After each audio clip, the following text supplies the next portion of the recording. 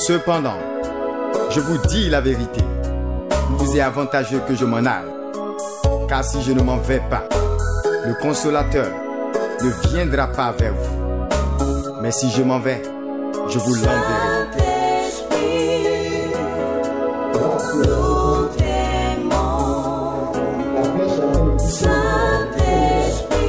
Ce que j'ai reçu à la Pentecôte n'est pas juste une boule de feu, mais bien une langue de feu.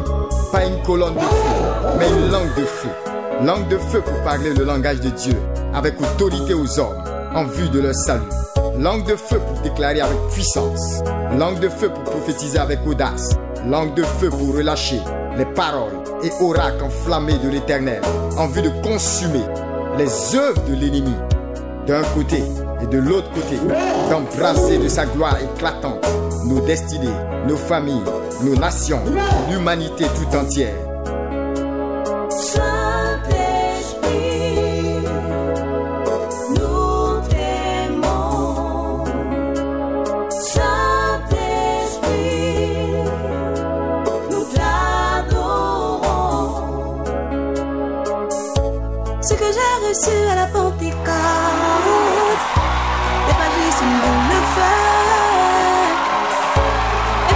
C'est une langue de feu.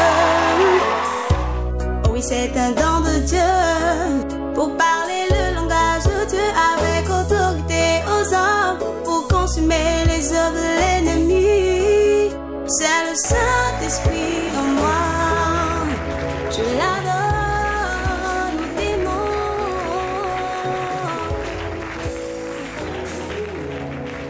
Donc aujourd'hui, normalement, ça fait 2 ans. C'est ça, non? Ça fait 2 ans que, à cette période, je suis hors du pays. C'est ça, hein? Il y aura toujours les retraites de novembre. Et puis cette année, Dieu nous a fait la grâce de communiquer la vision. Depuis le Mont Saint-Michel, il y a quoi? Il y a une semaine, c'est ça? Le week-end dernier, ça ne fait même pas une semaine. Voilà, donc on a eu le temps de revenir pour vous dire amen très fort.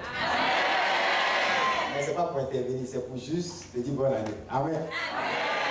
La raison pour laquelle on donne, vous savez, je ne sais pas si vous connaissez, si vous allez taper sur Google, bien YouTube ou quoi, Vision 2019 d'un ministère, je ne sais pas si vous allez trouver beaucoup. Vous allez trouver ça. Ce n'est pas évident. Ce n'est pas pour nous encenser, mais chaque ministère a son appel. Amen. Il y a des gens, justement, ils sont champions pour vous faire découvrir votre vision.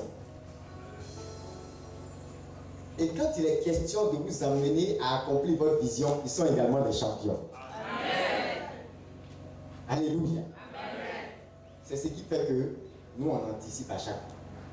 Et depuis plusieurs années, Dieu nous fait cette grâce d'avoir un document qui nous dit dans l'année qui arrive comment on doit être, comment on doit se comporter, comment on doit faire, où on s'en va, qu'est-ce qu'on voit, quels sont les sujets pour lesquels on doit intercéder. Ça là, cette grâce, ça y est. Amen. Amen. Tout le monde n'est pas obligé de faire la même chose. Ceux qui ne le font pas peuvent être même plus puissants que nous. Mais le fait de le faire, c'est une grâce pour toi qui es ici. Alléluia. Amen. Ça veut dire que Dieu ne te permet pas d'entrer dans la nouvelle année comme ça. Comme si tu allais au village, même pour aller au village, il y a un chemin. Alléluia. Amen. Alors c'est une grâce. Dieu nous a déjà avertis. Dieu nous a déjà donné un chemin. Et je suis venu t'encourager pour ne pas que tu entres dans l'année avec un désavantage. Vous savez, si tout de suite, on vous dit quelque part sur la route là-bas, on vous donne un endroit, vous montez un endroit, on vous dit il y a un tigre là-bas. Tigre, j'ai un tigre. Le même endroit là, tu es passé là-bas pour venir. Mais parce que tu as entendu tigre, tu ne vas plus vouloir passer là-bas. C'est quoi la différence? Tu es maintenant conscient. Tu as une information. Et c'est cette information qui change ton attitude. Alléluia. Donc le fait de savoir, le fait que Dieu ouvre tes yeux sur ce qui t'attend, le fait même que Dieu te dit dans l'année qui arrive là, voilà comment je veux vous conduire, dire à quelqu'un c'est un avantage. Ça te fait prendre conscience par rapport à quelqu'un qui ne sait pas. Dis à quelqu'un, Dieu te fera savoir. Et vous savez, on est dans une génération, aujourd'hui les gens prêchent beaucoup leadership, vision et autres. Maintenant, on est dans une génération qui n'a pas encore bien compris la notion de vision. Dis à quelqu'un où tu vas. Est-ce que tu sais où Dieu t'emmène? C'est bien beau de parler de signes et de merveilles. Mais vous voyez, quelqu'un peut courir 200 mètres en 5 secondes. Il aura dépassé même Usain Bolt, c'est pas ça? Et puis personne ne va le récompenser. Dis amen très fort. Amen. Parce qu'il peut être en train de courir en piste. C'est-à-dire la piste où on se met pour courir. Il peut être en train de courir ailleurs. Donc même s'il dépasse Usain Bolt, personne ne va l'acclamer. Dis amen. Maintenant, il peut même être plus performant que n'importe qui. Mais personne ne l'a enrôlé comme athlète. Tu comprends? Tu te lèves. Tu vas au marché. Tu trouves les bagages de quelqu'un. Et tu commences à... La personne a besoin de quelqu'un pour charger. Hein? Personne ne t'a envoyé. Toi, ce que tu prends, tu charges dans le camion. Tu prends, tu charges dans le camion. Et à la fin, tu dis mon argent. Est-ce que la personne est obligée de te donner? Vous voyez, il y a des gens dans cette vie, ils font des choses qui ressemblent à des exploits. Mais ils ne sont pas payés. Dis amen.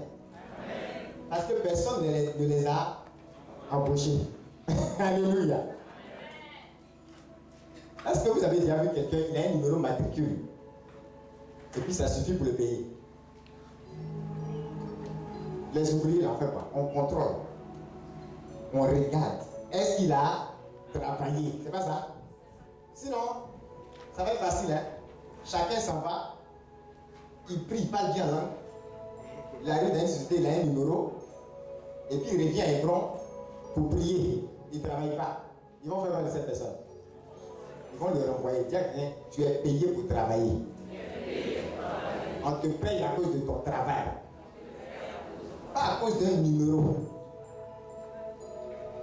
Alléluia. Donc, il y a des personnes qui sont nées. Mais dis à quelqu'un, tu ne seras pas récompensé parce que tu es né.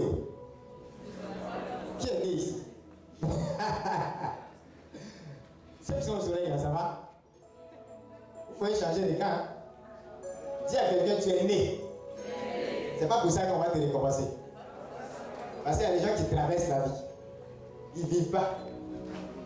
Il y a des gens, quand ils sont au cimetière, au cimetière, on sait qu'ils ont vécu parce qu'on voit leur tombe avec je sais pas, avec un nom dessus. Mais il y a des personnes, on n'a jamais besoin d'aller au cimetière pour savoir qu'ils ont vécu. Dis amen. Il y a des personnes dans la Bible, et même après que la Bible a été constituée, on n'a jamais même vu leur tombeau. Alléluia. Mais ils sont dans les cœurs de tout homme. Dis amen très fort. Amen. Alléluia. Il y en a aussi, leurs tombeaux sont vides. Alléluia. Amen. Il y a un particulièrement, son tombeau est vide. Alléluia. Vous voyez, les chrétiens ne sont pas choqués. Qu'il y ait un nom. Certaines personnes parmi vous ici, quand vous allez à l'église, les gens se moquent de vous. Bravo. Il y a des personnes comme ça. Dans ta famille, on se moque de toi. On trouve étrange ce que tu fais. Tu parles en langue, les gens se disent, mais il est fou. Tu pries toute la nuit, on se dit, il n'a rien à faire. Deux vont chercher l'argent, toi, tu es en train de servir Dieu. On se dit, mais ça ne va pas. Mais en même temps, les gens ne sont pas choqués. Quand même les années, les jours, le temps fait référence toujours à Jésus-Christ de Nazareth. Alléluia. Donc, si tu veux te moquer de moi, tiens, si tu veux te moquer de moi, commence par te moquer de Jésus. Alléluia. Parce que c'est lui qui vit dans... Montrez-moi, même le plus incrédule de la terre, il peut se moquer des chrétiens jusqu'à un certain point, mais se moquer de Jésus. Il y a des choses même il fait. C'est parce que Jésus a été sur cette terre. Qui peut avoir ça? Dis Amen. Amen. Alléluia. On monte, on descend. Qui nie l'existence de Pierre? Qui nie l'existence de Paul? Qui nie l'existence de la Vierge Marie? Il y a des écoles, il y a des universités partout pour étudier ces personnes. Dis à quelqu'un, quand est-ce qu'on va t'étudier toi aussi? Il y en a qui sont sur paroisse Saint-Pierre et Saint-Paul. Quelle paroisse c'est ça? Hein? Mais tu les as déjà vus? Il est court, sa barbe est comment? Dis à quelqu'un, Impact. Ils n'avaient pas Facebook. Ils n'avaient pas WhatsApp. Ils n'avaient pas de télévision nationale. RTIO, Radio Espoir, RNCO, rien de tout ça. Il y a un président. Il a regardé un président américain à une époque. Et puis il a dit à ce président-là, Israël, l'État d'Israël, ça n'a jamais existé.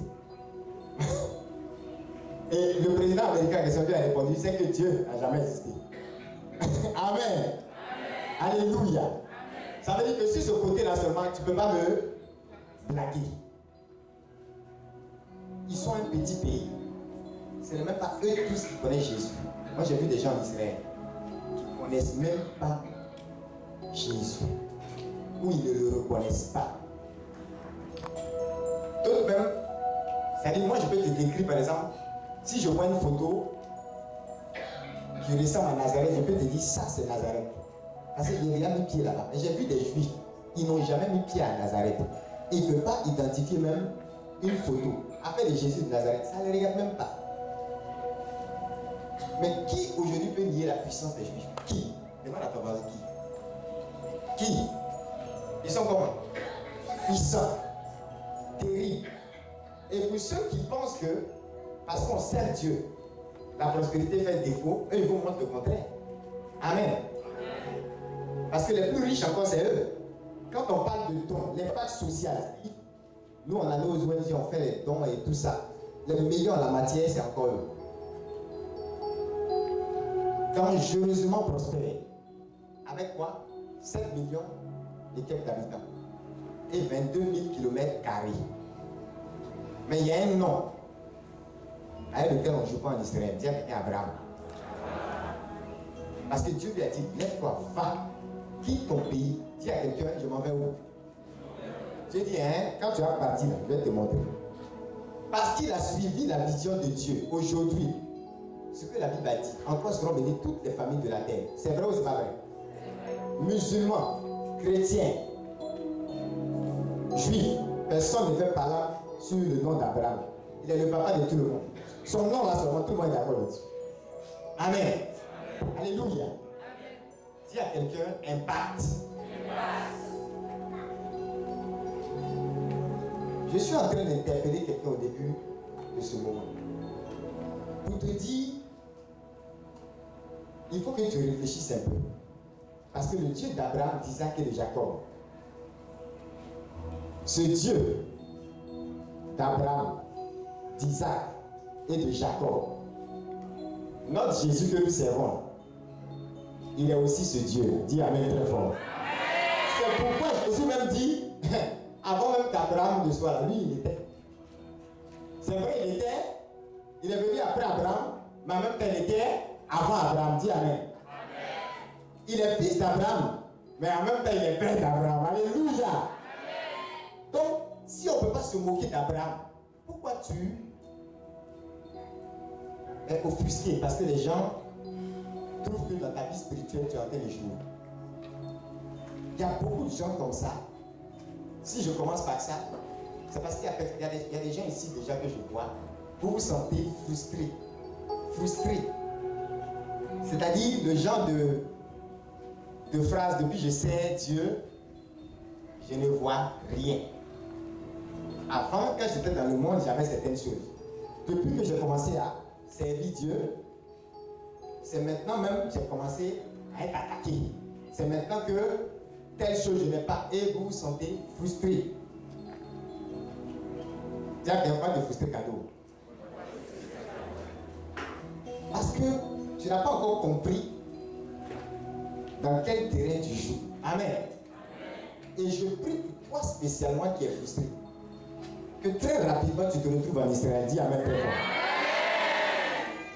Et tu vas être choqué de voir même des gens, ils n'ont même pas ta morale. C'est-à-dire la façon dont toi, tu ne voles pas, tu ne cherches pas à faire des gens, tu ne mens pas. Eux-mêmes, ils sont dedans. Mais Dieu est obligé de leur donner certaines choses à cause d'un nom. Abraham, dit Amen. C'est-à-dire, il leur reste une chose, c'est de chercher le salut.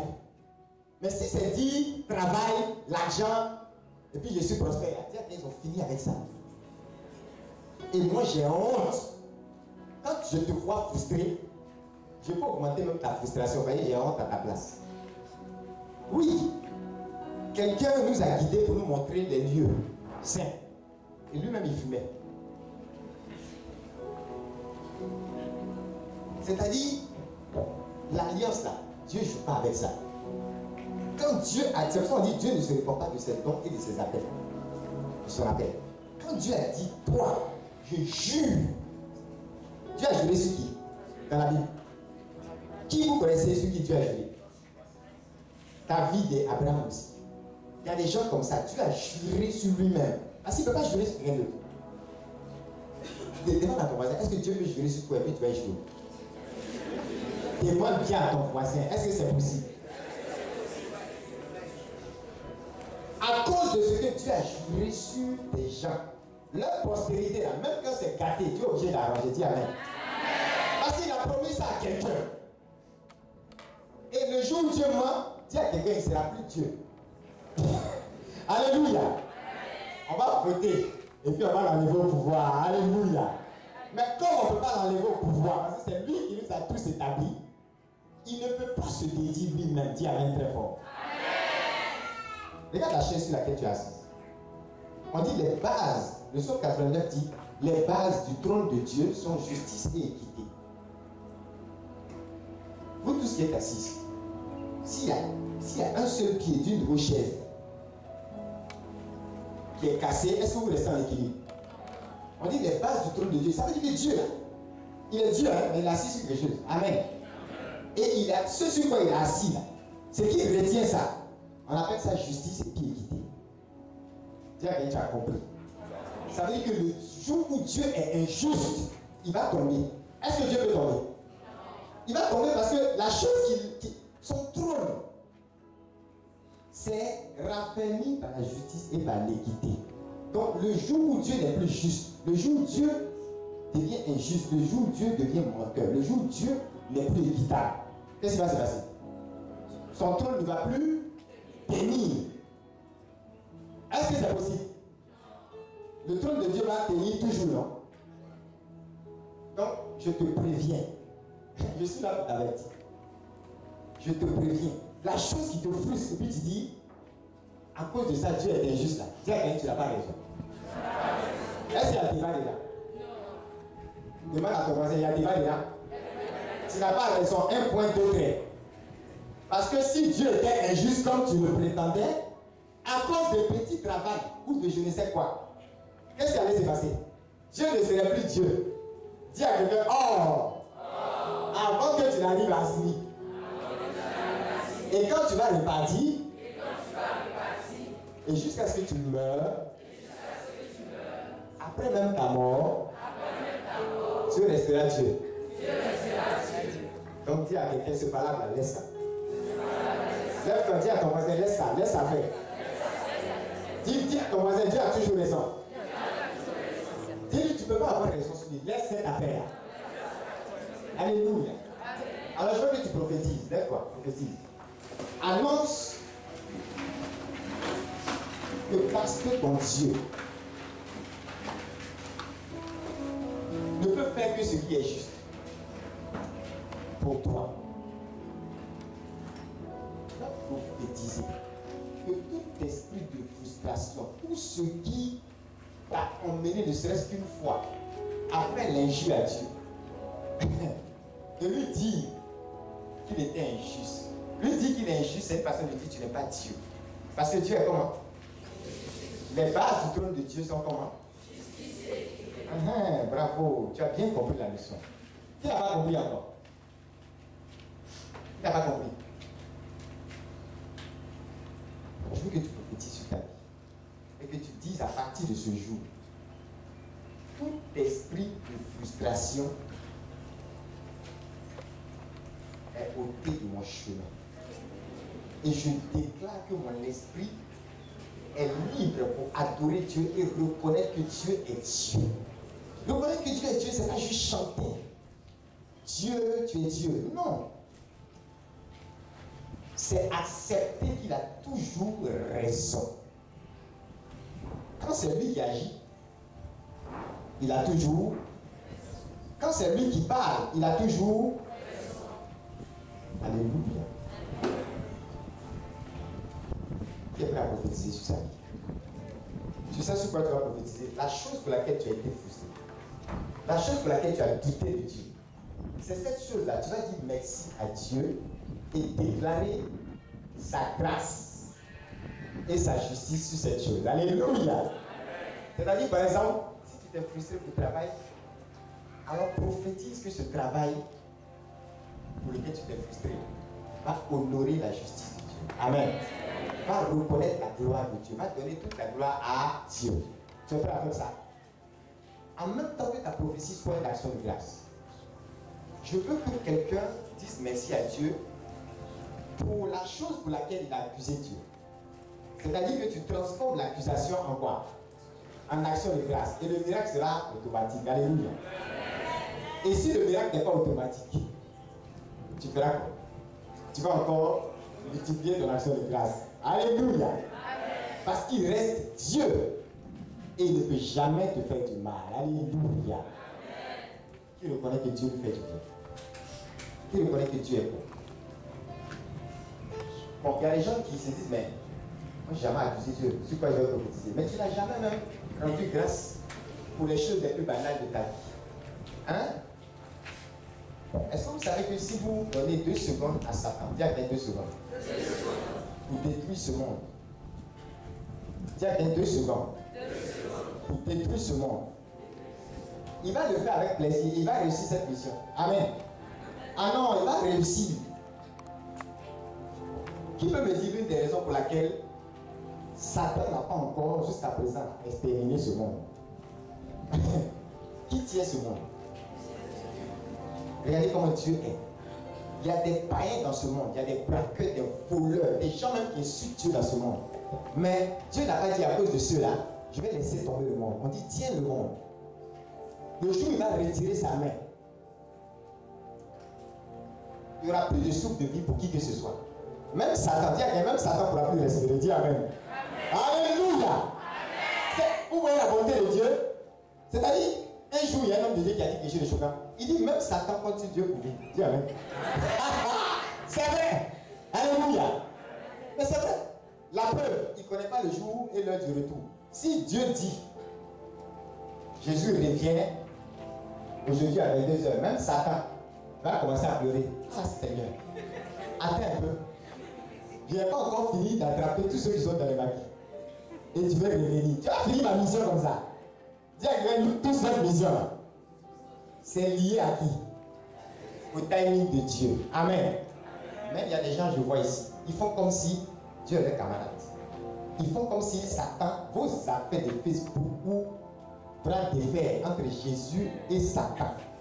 Je vous ai dit ça. Vous faites comme si Satan, c'est le camarade de Jésus. La Bible dit, nul ne connaît l'heure, si ce n'est le Père. Ça veut dire que même Jésus, on dit, même au Fils, il n'est pas donné de connaître l'heure. Ça veut dire que le fils est vigilant, il attend. Il dit, Père, j'attends. Et c'est lui-même qui a été de plaider pour que le Père attende un peu que tu sois bien prêt pour le ciel. Dis Amen très fort. Mais Satan, il va venir faire quoi dans cette histoire? Même son timing est lié au timing de Dieu. Allez lire dans l'Apocalypse. Tout le timing de Satan est déterminé. C'est-à-dire que sa fin, tout, c'est Dieu qui décide.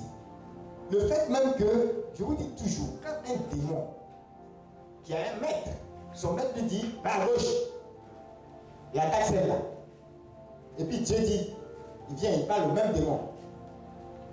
Il va à droite, et assieds-toi tranquille. Jusqu'à ton jugement. Le démon fait quoi? Est-ce qu'il va dire que Dieu n'est pas mon maître? Que dans la hiérarchie satanique, il n'y a pas Dieu, c'est Satan. Donc toi, Dieu, tu n'as rien à me dire. Il va dire ça. Ah bon. Il va dire ça. Même vous-même qui êtes assis ici, là, vous dites au nom de Jésus, sort, il sort. Bravo.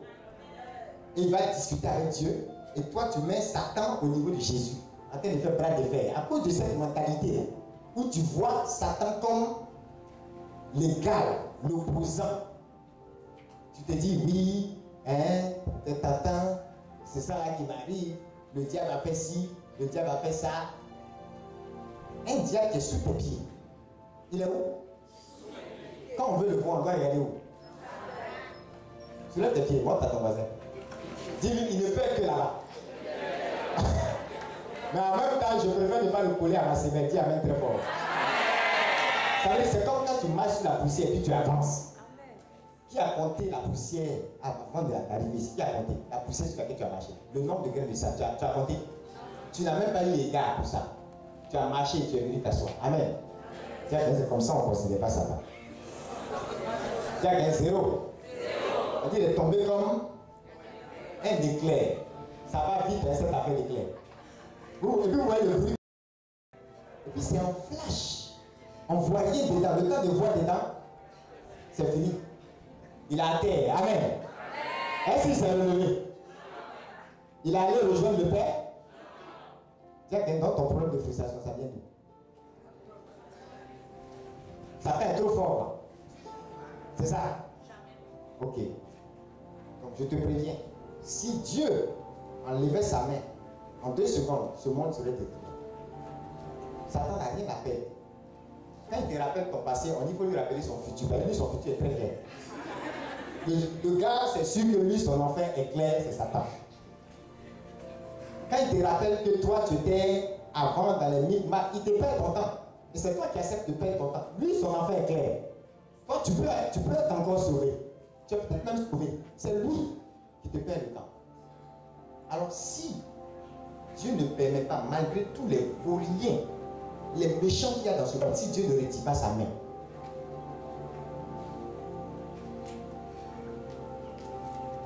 s'il continue de faire pleuvoir ceux qui, les bons comme les méchants, comment est-ce que tu trouves toi le temps de ne pas honorer ce Dieu? Même le gars qui insulte Dieu, je dis la bouche qui prend pour insulter Dieu, lui vient de qui? De Dieu. Amen. Et le souffle qu'il a pour parler, pour insulter Dieu, lui vient de Dieu. Dis à quelqu'un, tu as trop de raisons de le louer. En fait, tu as toutes les raisons de le louer, aucune raison de l'accuser. Dis merci au Seigneur pour cela. Élève la voix et prophétise. Déclare et prophétise sur tous les aspects de ta vie, la bonté de Dieu, la justice de Dieu, la grâce de Dieu, la faveur de Dieu.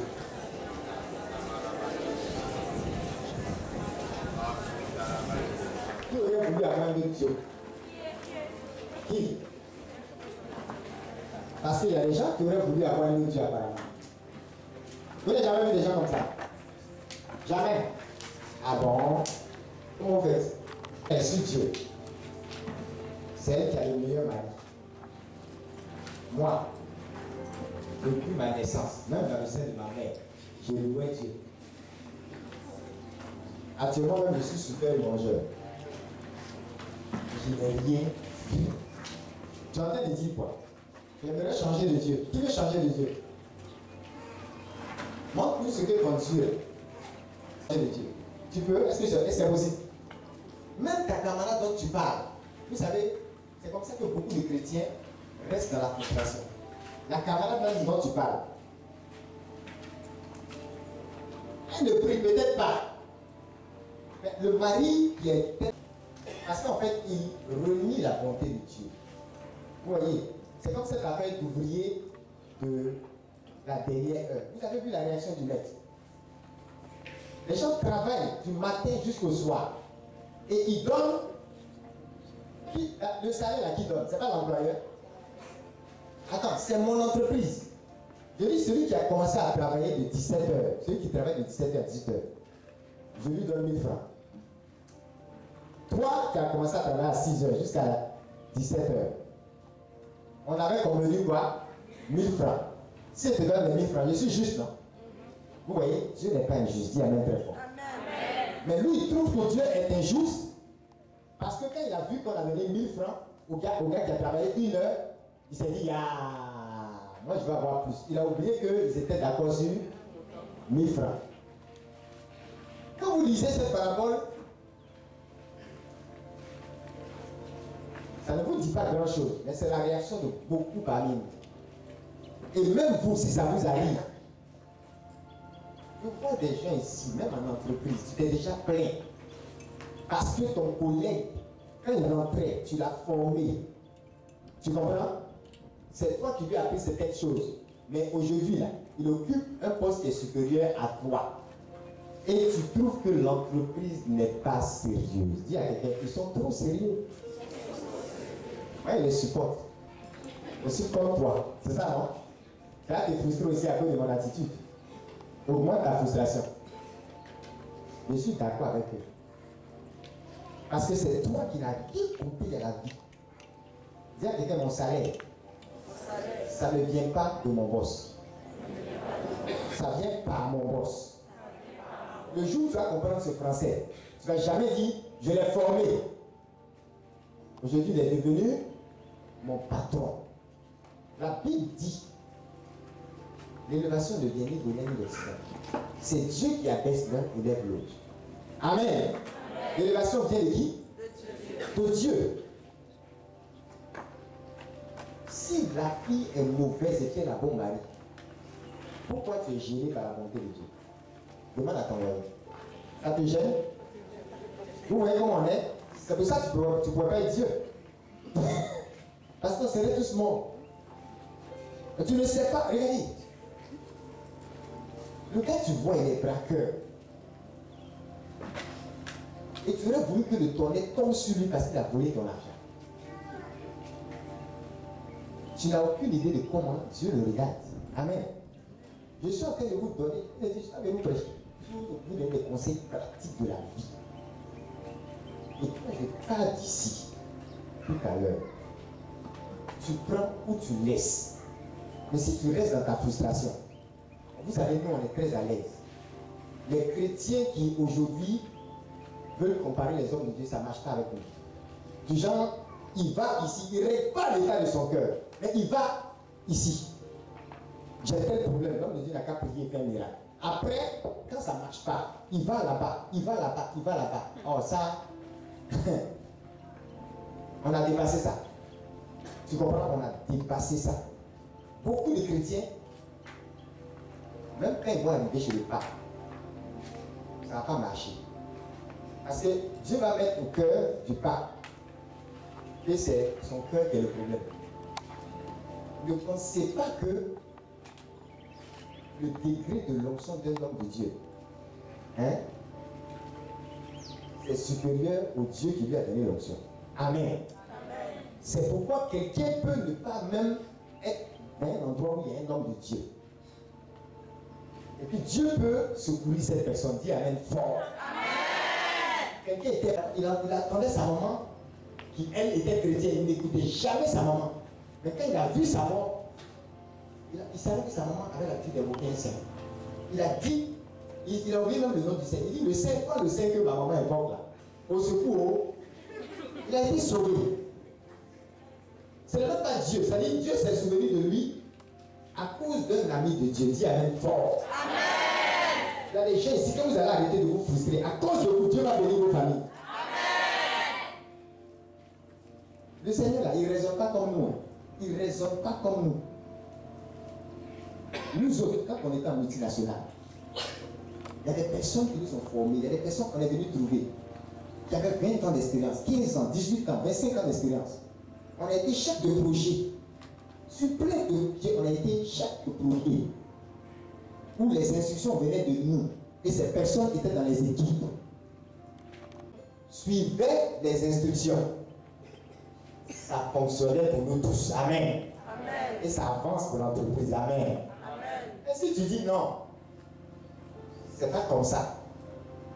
C'est toi qui dois être le chef. C'est à cause de cette mentalité même que tu ne vas pas te mettre chef. Regardez, la Bible dit, dans le livre des Proverbes, il nous est donné un conseil. On dit même ton ennemi, il ne faut pas te réjouir de sa chute. Sinon Dieu pourrait détourner sa colère de lui. C'est choquant, hein? Ça veut dire quelqu'un, hein? Toi, tu as un ennemi quelque part. C'est pas comme si toi-même tu t'es fait ennemi. La personne s'est fait ton ennemi. Et tu as raison. Tu es du côté de Dieu, la personne est du côté de Satan. Et la personne fait tout pour te mettre un bâton dans le dos. Dieu dit, quand la personne chute, si tu te mets à te moquer d'elle, hein? Quand les prières où on tue les gens, Dieu dit, si tu te mets à te moquer de la personne, lui, Dieu, ça ne va pas lui plaire. Et à cause de ta moquerie, il va détourner sa colère de cette personne. C'est qui fait que souvent vous voyez des gens, ils n'ont pas votre attitude dans la prière. Mais ils avancent. Et vous ne savez pas que c'est un test pour vous. Vous restez dans votre frustration, en train de murmurer contre Dieu. Tiens, viens, je t'ai promis 1000 francs. Si je t'ai donné, où est ton problème? Tiens, je ne t'ai pas donné des 1000 francs. La Bible dit dans cette parabole, où vois-tu un mauvais œil que je sois bon? Et pourquoi tu vois un mauvais œil le fait que je sois bon? Parce que c'est être bon que de donner cette somme-là à ce gars qui a travaillé 1 heure. Pour toi, tu te dis, il m'a donné ce qu'il m'avait promis. Mais pour l'autre, c'est vraiment de la bonté parce qu'il n'était pas obligé de donner 1000 francs. C'est pas ça. Qui est content parce que Dieu est bon envers son voisin. On fait comme ça. C'est la petite secret qu'il vous donne. Il y a un film chrétien qui a bien imagé ça. Mais il y a plein de films qui c'est pas un film. Eux là, c'est en live. C'est-à-dire, les deux gars ont galéré. Car pas même 100 francs, il n'y a pas. Et pendant qu'ils sont ensemble dans la maison de l'un d'entre eux, les gens appellent, une entreprise appelle. Il y a un, c'est l'autre même qui donne l'argent, les gars. Appelle, les deux sont chômeurs. Il y a un dans le chômage, il nourrit l'autre. Et celui qui est nourri, coup de fil arrive, salaire, plusieurs millions. Ça saute dans la maison, tout ça. Monsieur et son camarade, les deux femmes, les deux amis, tout le monde sauve. Mon Dieu, on se met à genoux. À genoux là, il y a le visage d'un, son visage est tordu. C'est du genre, Dieu là même, qu'est-ce qu'il ne va pas chez lui? Sa façon de raisonner là, mais c'est normal. C'est pas ce que tu fais. C'est moi, on n'a pas dit celui qui s'aime, c'est celui qui révolte. Moi, depuis là, même dans notre chômage, je lui donne. Et c'est à lui que tu donnes le boulot. Moi, je suis encore dans les problèmes. Dis à Dieu, tu es comment? Dieu est comment? Pourquoi tu ne réfléchis pas en te disant, j'ai dit une fois, vous savez, les activités qu'on fait, les séminaires et les conférences qu'on fait par exemple sur le mariage. Il y a un monsieur qui a fait une remarque, il dit, mais il a vu un endroit aux États-Unis, il y avait tellement de trucs sur le mariage, mais les divorces, on ne pouvait pas compter. Même ceux-mêmes qui faisaient les conférences à divorcer aussi. Vous savez, ce n'est pas la faute à quelqu'un, le cœur de l'homme. Le cœur de l'homme. Vous savez, rarement voir quelqu'un raisonner en disant ta fille, la façon elle est mauvaise, si elle a une bonne mari, c'est que vraiment Dieu l'aime, Dieu veut qu'elle aille au ciel. Qui a déjà raisonné comme ça? Les femmes qui ont raisonné pour enlever les mêmes bien. Que Dieu vous bénisse. Celles qui n'ont pas raisonné comme ça, que Dieu vous bénisse. Mais je me dis, et je l'ai plusieurs fois dit, je dis il y a des personnes, il y en a qui se trompent dans l'affaire des mariages, c'est-à-dire qu'ils tombent sur la mauvaise personne. Dieu ne les a pas envoyés. Bon, c'est pas ce qu'eux ils ont vu, ils se sont envoyés. Et quand ils se sont envoyés, envoyement à envoyer. Mais il y a des gens, vous ne comprenez pas le calcul de Dieu. C'est-à-dire la personne est bien. Et le conjoint, il est de Dieu. C'est-à-dire, à part lui, là, Dieu n'a pas prévu quelqu'un d'autre. C'est vraiment lui, ton époux ou ton épouse. Mais il ou elle est mauvais ou mauvaise. Très mauvais même. Et on ne comprend pas. Une fois j'ai dit, ce n'est pas tous les mariages que vous pouvez comprendre. Il y a des mariages, il y a des couples où, quand vous regardez la personne qui est à côté de l'autre, vous sentez que Dieu l'a envoyé comme un ange en mission. Dis Amen. C'est-à-dire, sans cette personne, l'autre ne va jamais faire le ciel. Mais Dieu n'est pas mauvais comme toi. Amen. C'est pour ça que tu veux que la maîtresse soit tuée. Et puis depuis là, elle grossit. Elle devient plus jolie. Parce que Dieu veut la sauver. Oui. Bon, le jour où tu veux qu'elle quitte l'état de maîtresse là, tu vas plutôt intercéder. C'est pas ça? C'est ça. Et dans l'intercession là, tu n'as pas dit le feu sur elle. C'est pas ça? Parce que c'est le feu là même, elle cherche bien avec ton mari. C'est le feu de ton mari là même là, qui lui plaît. Donc, feu change rien, dis à qui ça ne change pas. C'est le cœur, amen. Amen. Si tu intercèdes et puis son cœur est touché là, elle va changer, amen. Comme cette femme, je vous raconter cette histoire une fois, où la femme est venue, son mari avait, quand je parle comme ça, la fois de l'autre, j'ai raconté ça. Il y avait quelqu'un qui était concerné. J'ai raconté une fois que quelqu'un était concerné, ça c'était comme ça. Donc les histoires que je raconte, prends ça au sérieux, mais c'est prophétique. La dame était là. Et le monsieur, il a une maîtresse. Une petite fille, hein. Sa femme, avec qui il a 5 ans. Il abandonne la femme, il abandonne les enfants. Il vit chez la maîtresse. Elle va voir son père spirituel, elle parle avec lui. Il dit bon, vraiment, qu'est-ce que tu peux? Moi en tout cas, ce qu'elle a demandé au Seigneur, c'est que le monsieur revienne témoigner par lui. Elle dit non, c'est pas ce que je veux. Il faut laisser faire des pardons. Moi-même, je veux lui demander pardon. C'est juste qu'il faut qu'il revienne. Donc il dit non, il va revenir, il va te demander pardon. Et un jour, dans l'intercession, il y a une intercession. Arrête de mettre le feu. L'intercession là même, ça suffit. Adresse-toi à Dieu, laisse Satan. Amen. Amen. C'est comme l'adoration. C'est l'une des plus hautes formes de prière parce que ça concerne Dieu. Personne ne peut me dire que le nombre de fois où il va dire Satan tombe, Satan tombe, Satan tombe. Tu vas pas me dire que ça c'est plus fort que ce que tu fais quand tu adores Dieu. Pas possible. Même quand tu as dit Satan tombe là même. Il est déjà tombé. On dirait que tu le lèves pour qu'il tombe encore. Sinon, il est tombé. Jésus a dit, toi, ce que tu dis là, tu dis quoi? Donc ça là, ça ne peut pas être plus puissant que l'adoration que tu fais à Dieu. Tu comprends?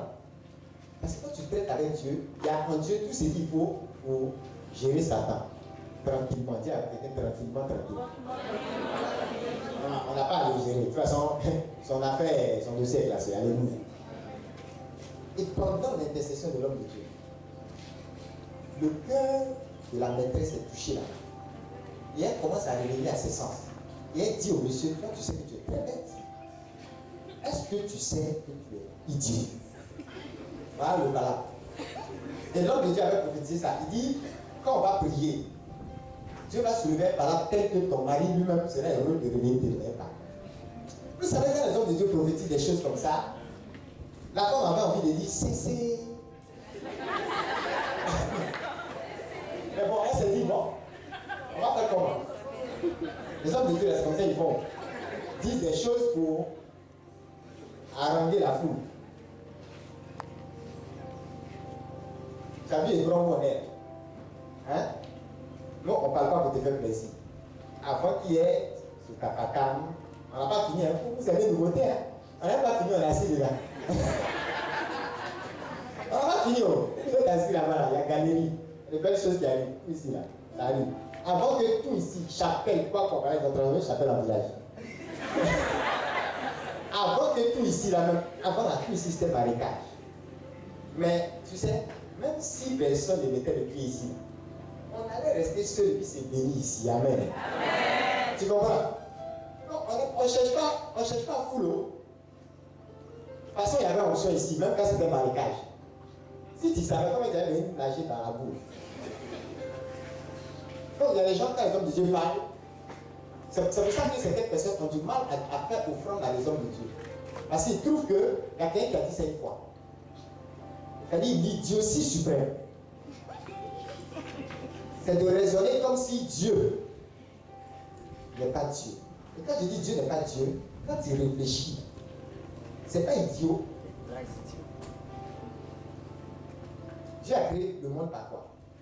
Par quoi? Et vous savez ce que cette personne dit? Que les hommes de Dieu ils parlent. Moi, je ne peux pas donner offrande à quelqu'un. Moi, je travaille dur. Et puis quelqu'un qui est là, il parle sur moi. Et puis je vais lui donner mon argent. Tiens, tu as fini à l'hôpital psychiatrique peut-être. Tu as fini avec ça. Tu insultes Dieu. Parce que ton corps que tu vois, ta bouche tu prends pour parler. Pour que ça existe, il a fallu que Dieu fasse quoi? Parle. On est là, on se voit, c'est passé à la lumière. Que la lumière soit. C'est pas parole. Tu sais qu'une parole, c'est plus que travail. Mais le gars, il te dit, Satan te rend bête, c'est comme ça que c'est les hommes. Et non, comment il peut parler seulement? Et puis moi, je travaille. Je prends mon argent, lui donner. Il parle. Dieu a bien, c'est parler, Dieu a parlé, et puis tu es ici. Oui, oui. Et ton voisin, dis-lui, toi, tu es un produit de la parole. Donc ne sois pas idiot. En tout cas, il n'y a personne d'idiot ici parce que c'est à la parole de Dieu que vous avez cru. Et vous avez fait le pas. Vous n'êtes pas obligé de le dire ici.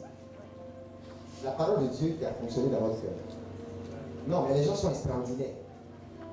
Et vous allez voir plein de personnes qui raisonnent comme ça. Ils ne disent pas, hein. C'est le raisonnement. Ah, les hommes de Dieu parlent. Dis à quelqu'un, sans la parole, le monde ne serait pas. Les arbres, les herbes, tout ce que tu vois. Tu vas me dire, et le micro, ah, c'est qu'on a pris le micro là. Ça a été parce que Dieu a dit que ce soit. Amen. Amen. Si Dieu n'avait pas parlé, il n'y aurait rien. Dis ça à ton voisin. Et vous voyez, là où c'est insensé, quand on raisonne comme ça, ça veut dire qu'on est en train de nier comment Dieu a créé. Comment, c'est-à-dire la fonction de créateur de Dieu. Tu nies ça. Il y a voiture, il y a mari, il y a femme, il y a tout. Il y a manger, mais tu ne peux rien créer dans ta vie. Pourquoi? Parce que tu ne te rends pas compte que le pouvoir créateur est dans la parole. Au commencement, il était quoi? La parole était Dieu. Et la parole était avec Dieu. Attends, la parole était Dieu. Et tu tiens un homme de Dieu, il parle seulement. Donc, ce n'est pas travail. Pourtant, le travail de Dieu, le plus suprême dans l'humanité ici, ça a été de te créer. Et il a fait ça en parlant. Le monde dans lequel tu vis, il a parlé. Même avant de te faire, faisons. Il aurait pu directement faire comme ça. Allez, voici Adam. Voilà. Voici elle. Mais comme on sait qu'il a dit faisons l'homme à notre image. Et on dit que tu as été fait à son image et à sa ressemblance. Il a mis en toi quoi? Son esprit. La parole était Dieu. Donc toute personne qui néglige la parole, tu négliges qui? Toute personne qui ne croit pas en la parole, tu négliges qui? Vous voyez comment on s'insulte et comment on se limite nous-mêmes. Le palabre s'est levé. La maîtresse dit au monsieur, tu es Dieu. Comment toi, avec tous tes doctorats, PhD, tu peux venir, quelqu'un qui est allé à l'école, comment tu raisonnes?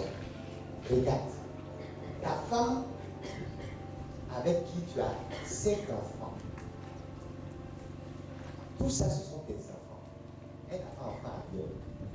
Comment tu peux la laisser venir t'asseoir avec une petite fille? C'est-à-dire qu'il avait 4 enfants avec sa femme. Et la fille avait 5 enfants de pères différents. Donc elle est maîtresse attitrée. La maîtresse maintenant a le pouvoir de l'intercession sur son cœur. En train de dire au monsieur, tu es bête. Tu laisses ta femme avec qui tu as 4 enfants qui t'appartiennent. Viens t'asseoir avec une petite fille qui a 5 enfants de père différents. Si c'est pas une bête, on appelle ça comprendre. Et puis lui aussi répond, c'est vrai, hein? Je suis bête. Il a pris ses bagages. Quand il est arrivé devant la porte, le premier geste qu'il a fait, il s'est mis à genoux devant sa femme. Alléluia! Le pouvoir créateur de la parole va créer quelque chose dans la vie de quelqu'un aujourd'hui. Alléluia! Restez là. Moi, les chrétiens frustrés, je ne perds pas mon temps avec vous. Je dis, au Nigeria ici, il y a un homme de Dieu qui a dit à quelqu'un, il faut faire une assemblée. Je lui mets à cœur. Tu ne payes même pas compte, tu ne peux pas payer le loyer des 5 pays. Mais, quand les gens, en novembre, non? Janvier 2019 qui arrive là, tu es propriétaire de ta maison. Oh, ce jour-là, dans l'assemblée, il y avait des centaines de milliers de gens. Ce n'est pas un petit homme de Dieu. Et ils savent que ce n'est pas un petit. Ils savent qu'il est intègre. Pas en fait de dire non, son affaire n'est pas claire, son affaire est claire. Mais le jour-là, c'est un seul gars qui a crié Amen.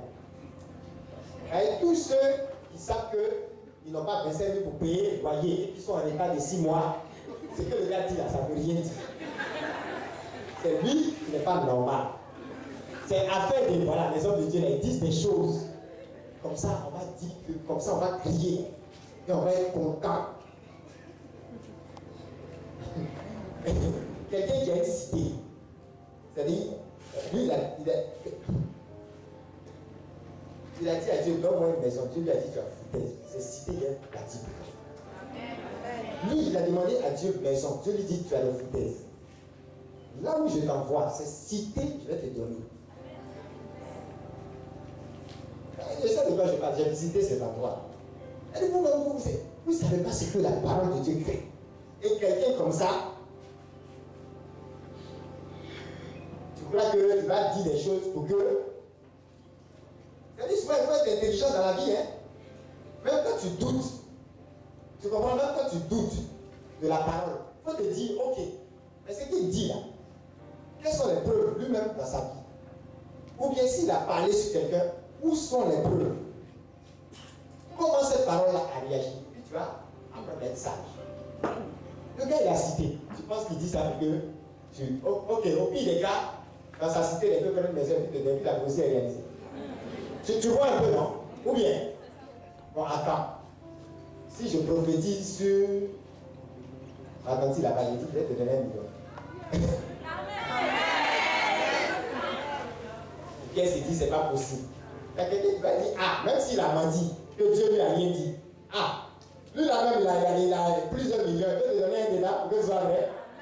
Mais les chrétiens ne raisonnent pas comme ça. Hein? C'est-à-dire, ils ne regardent même pas les preuves de la parole dans ta vie. Non. Ils ne raisonnent pas comme ça. Ils ne voient pas que ce que tu dis là, ça produit des preuves.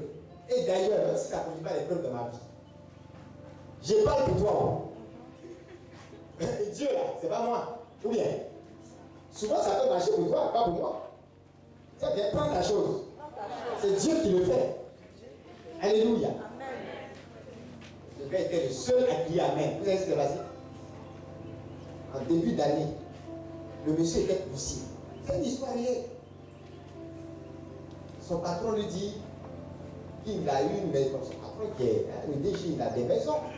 Et puis bon, dans un jeu entre DG ou quoi, si c'est quelle loterie ou je ne sais quoi, où il a eu une maison. Comme par un jeu, un truc promotionnel, enfin, entre là, voilà. Il dit, bon, il a une nouvelle maison dans un truc là-bas. Mais ça lui plaît pas trop lasser de maison et tout. Il dit, est-ce que ça tu vis où même? Tu n'as pas besoin de maison là. Dis à quelqu'un, tu n'as pas besoin de maison. Est-ce que, demande à ton voisin, tu n'aurais pas besoin de maison par hasard? Après, il va dire quoi? Il a dit non. Toi, si c'est quand tu as dit non, je ne suis qu'un poussier. On m'a enseigné à épreuve d'humilité. On dit qu'il ne faut pas désirer des choses trop grandes. Moi, je ne suis qu'un poussier. Patron, il y a des cadres dans l'entreprise. On dirait qu'il y a un peu vu. Il y a quelqu'un, il a pris sa maison. Quand on disait la parole, qui a dit Amen? C'est Amen là, ça va. Où le Amen est sorti, c'est là-bas aussi la bénédiction. On dit Amen. Il y a quelqu'un où le Amen est quitté là. C'est là-bas la bénédiction va entrer. Je crois que les hommes de Dieu sont en train de s'amuser. Tu n'as pas peur? Tu as une bourse ici là, c'est subvention de l'État. C'est l'État qui nous a donné. Terrain à Assini, c'est combien? C'est d'amusement, on prend, c'est 200 000 ou bien 50 000. Quand tu vois tout cela, tu dois te dire que ton Amen doit être fort. Parce qu'on ne fait que commencer. Notre vision, on a un retard de 10 ans. Est-ce que vous savez? Tout ce que vous voyez ici, on a un retard de 10 ans. C'est-à-dire, moi j'ai pensé à ici, là, au moment où déjà Dieu me faisait sortir du cadre professionnel. C'est-à-dire, à partir du moment où j'avais pu avoir le salaire. Imaginez si je pensais à savoir peut-être au moment où je touchais des millions de salaire, qui va te montrer que lui peut faire ce que même ceux qui ont salaire ne font pas. Amen. Amen. Mais quand même, on a un retard. Ce n'est pas maintenant que tu nous as dit. C'est le retard là, vous voyez. Tu dois te dire que la parole fait ses preuves. Amen. Amen. Et arrêter de t'apitoyer sur ton sort. Les gens ne croient plus à la puissance de la parole. Parce qu'en réalité, ce sont des croyants qui ne croient pas. Les chrétiens, on les appelle croyants. Même les musulmans aussi croyants. Mais des croyants qui ne croient pas. Les gens ont un problème de mentalité pas possible. Ils ne croient pas à la puissance de Dieu. Le gars, quand il a eu sa maison, le même gars qui a dit il y a des vieux meubles là, ça ne t'intéresse pas? Ça m'intéresse. Est-ce que la maison t'a donné, il y a des trucs dedans? Il y a fauteuil. Il dit non, mais il y a des trucs là. Et puis il dit à son chauffeur d'aller prendre pour aller déposer chez le poussier. Le poussier même, son travail là, quelqu'un a fait pour lui. On dit à quelqu'un, les gens vont te servir. Pour rien. Comme ça. Mais il y a une autre qui se jouait les intelligents. Lui, un jour, il allait voir son père spirituel. Ah, papa, il y a eu une opportunité là, vraiment. La dernière fois, tu m'as béni. Tu as prié pour moi. Parce qu'il était en galère, c'était chaud. Et il dit à son père de prier, tu es béni, tu es béni.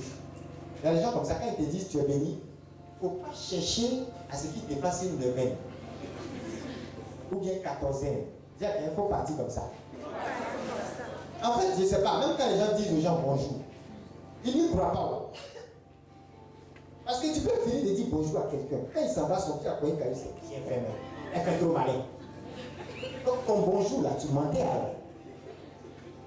Toi en fait, c'est pas la bonne journée que tu lui souhaites. Le bon qui est dégât, pour toi c'est mauvais jour. Il y a des gens qui te disent bonjour là.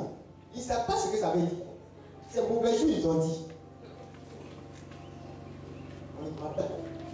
On ne croit pas. C'est ça la réalité. Il va, le père lui dit tu es béni. Il part dans la même semaine. Quelqu'un lui dit, lui donne une opportunité. 13 maisons, mais à un prix dérisoire. À un prix dérisoire. Et même avec des facilités pas possibles. Donc il est content, il vient voir son père. Ah, la pays a marché, il y a des gens, ils prennent les autres pour les t-shirts. Et il croit que, c'est-à-dire que l'homme de Dieu va être frustré, quoi. Quand, regarde, il y a des gens comme ça, ah, je suis parti là, ça n'a pas marché. Mais tu crois qu'ici c'est examen? Ton examen, ton vrai examen, c'est le ciel. Tu peux même avoir tous les milliards, après toutes les prophéties, toutes les maisons et les voitures, et rater le ciel. Toi et ton homme de Dieu, vous serez chicotés. Le Seigneur, il y a une seule chose qui l'intéresse. Le reste, c'est accompagnement, mesure d'accompagnement. C'est un frère de mission, dis Amen. Sinon, tu es en mission sur la terre. Maintenant, quand tu prends frère de mission là, pour aller rester en mission, c'est pas un renvoi. Je dis, c'est pas un renvoi. On dit, tiens, billet d'avion. Quand tu dis, reviens. Dans le Japon, reviens. Pendant un mois, on te donne 10 millions pour tes frères. Pour manger, pour te loger et autres. Tu vas là-bas, tu t'établis, tu commences à faire les shows. Ah non, mais elles sont jolies, les filles de Tiki. Ah, mais oula, mais le shawarma, mais c'est tout, c'est plus tout que pour Louis XII. Tu finis les 10 millions. Et puis tu es assis là-bas. Après un mois, on ne peut même pas te joindre. Il y a des gens comme ça. On les envoie dans un pays pendant une mission. Ils restent chez les blancs là-bas. Ils sont allés se chercher. Jusqu'à ce qu'ils se retrouvent plus. Et personne aussi ne les trouve. C'est-à-dire qu'ils traversent la vie, là, ils ne savent pas que la prospérité, l'argent, les voitures. Tiens, quelqu'un, c'est frère de mission. Là, tu as oublié la mission. Tu es en train de t'embrouiller avec les frères de mission. Le gars, elle est venue la nouvelle. Le père aussi était content. Et le père en question lui dit, ah, mais c'est bien. Et puis, pour le taquiner comme ça, bon, je ne sais pas si le taquinait, mais lui a dit, ah, c'est bien. J'espère que le ministère aura la 10 000 maisons dedans. Parce que 13 maisons, la 10 000 alors. Avec 1,3 maisons, hein. Donc il a laissé 0,3. Il dit, bon, au moins, il va donner une maison pour les œuvres de Dieu. Puis c'est lui-même, il fait l'œuvre de Dieu aussi. Le gars, il est dans cellule, tout ça. Peut-être même les gars font cellule là dehors. Mais quand l'homme de Dieu a dit ça, c'est frustré. Il dit, voilà, quelque chose même, on n'a même pas encore. C'est-à-dire, on n'a même pas encore truc. Hein? On n'a pas encore chose, truc. Hein? On n'a pas encore, et puis, déjà, on est en train de parler de Dieu. C'est pas normal. Les hommes de Dieu là, moi je ne comprends pas. Et le père dit, non, mais excuse-moi. Je m'étais trompé. Je pensais juste que. Chose quoi. Comme c'était divisé par. Tu vois, non? Voilà. Tu allais penser quoi. Mais sinon, je me suis trompé. Au revoir. Quand il est parti le lendemain, il allait prendre l'argent à la banque. Quelque chose qui coûte 100 millions. Si on te dit c'est 1 million, même si tu n'as pas les 1 million, quand tu regardes la valeur de la chose, tu ne vas pas aller chercher les 1 million. Même si quelqu'un doit te donner là, il va te donner où? Ou bien? Mais quand il est reparti envers le monsieur avec la somme, le monsieur dit, qu'est-ce que vous racontez? Si vous faites, je vais vous jeter en prison. Moi, je te promets des trucs.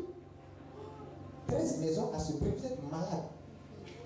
Et vous venez avec l'argent, vous osez. Et si vous faites, je vous jette en prison. Est-ce que... Il dit, mais hier, les choses, mais hier, c'est quoi vous espérez vous parler là? La parler comment il va? Et le gars dit, l'idiot, ton vaste tu as fait, ça n'a pas marché. C'est-à-dire que le gars même lui a dit, peut-être tu penses que tu m'as ensorcelé ou bien quoi. Le gars lui a dit, ça n'a pas marché. Donc il retourne. Alors qu'en fait, ce qui s'est passé, c'est que la première fois, et ce monsieur-là, qui parle, c'est accompagné d'une grande famille. Des gens comme ça. Donc, la faveur était réelle. Mais c'est comme c'est à cause du fait qu'il n'a pas loué Dieu, il n'a pas donné la gloire à Dieu, il n'a pas honoré Dieu, il s'est frustré. Il a commencé à se plaindre. Quand il est retourné, c'est comme si le monsieur ne voulait pas le sentir, il n'avait jamais vu. Il y a des personnes comme ça. Ah non, quand je vais aux entretiens, tout se passe bien, à la dernière minute, d'autres aussi disent non, mais quand je commence une relation, c'est bien à un moment donné, la personne ne veut plus me sentir. Il y a des gens qui disent même, il y a des gens qui sont à côté d'eux. Il y a des personnes qui ont un esprit comme ça. Pas d'autres, c'est un esprit. C'est-à-dire que quand tu entres dans un milieu, les gens te détestent. Ils ont envie de te faire du mal, ou bien ils n'ont. En tout cas, il n'y a rien en toi qui les attire pour te faire du bien. Je ne parle pas d'attaque ou de persécution, c'est pas ça. Parce que, arrêtez vos trucs là. En acte 2, les chrétiens de l'église primitive n'avaient pas pu persécuter. Ils étaient persécutés. Mais déjà en acte 2, après la Pentecôte, à partir du verset 42 et suivant, voyez, on dit qu'ils étaient hautement estimés par tout le peuple. Dans d'autres versions, on dit le peuple les craignait. Et dans d'autres versions, on dit tout le peuple les louait hautement. Ça veut dire que l'onction, quand elle est sur ta vie, même celui qui te persécute, il y a quelque chose en toi qui te secoue à l'intérieur fort. Il y a quelque chose sur ta vie qui fait que quelque part, il se tient à une certaine distance. Dis Amen. Il te loue.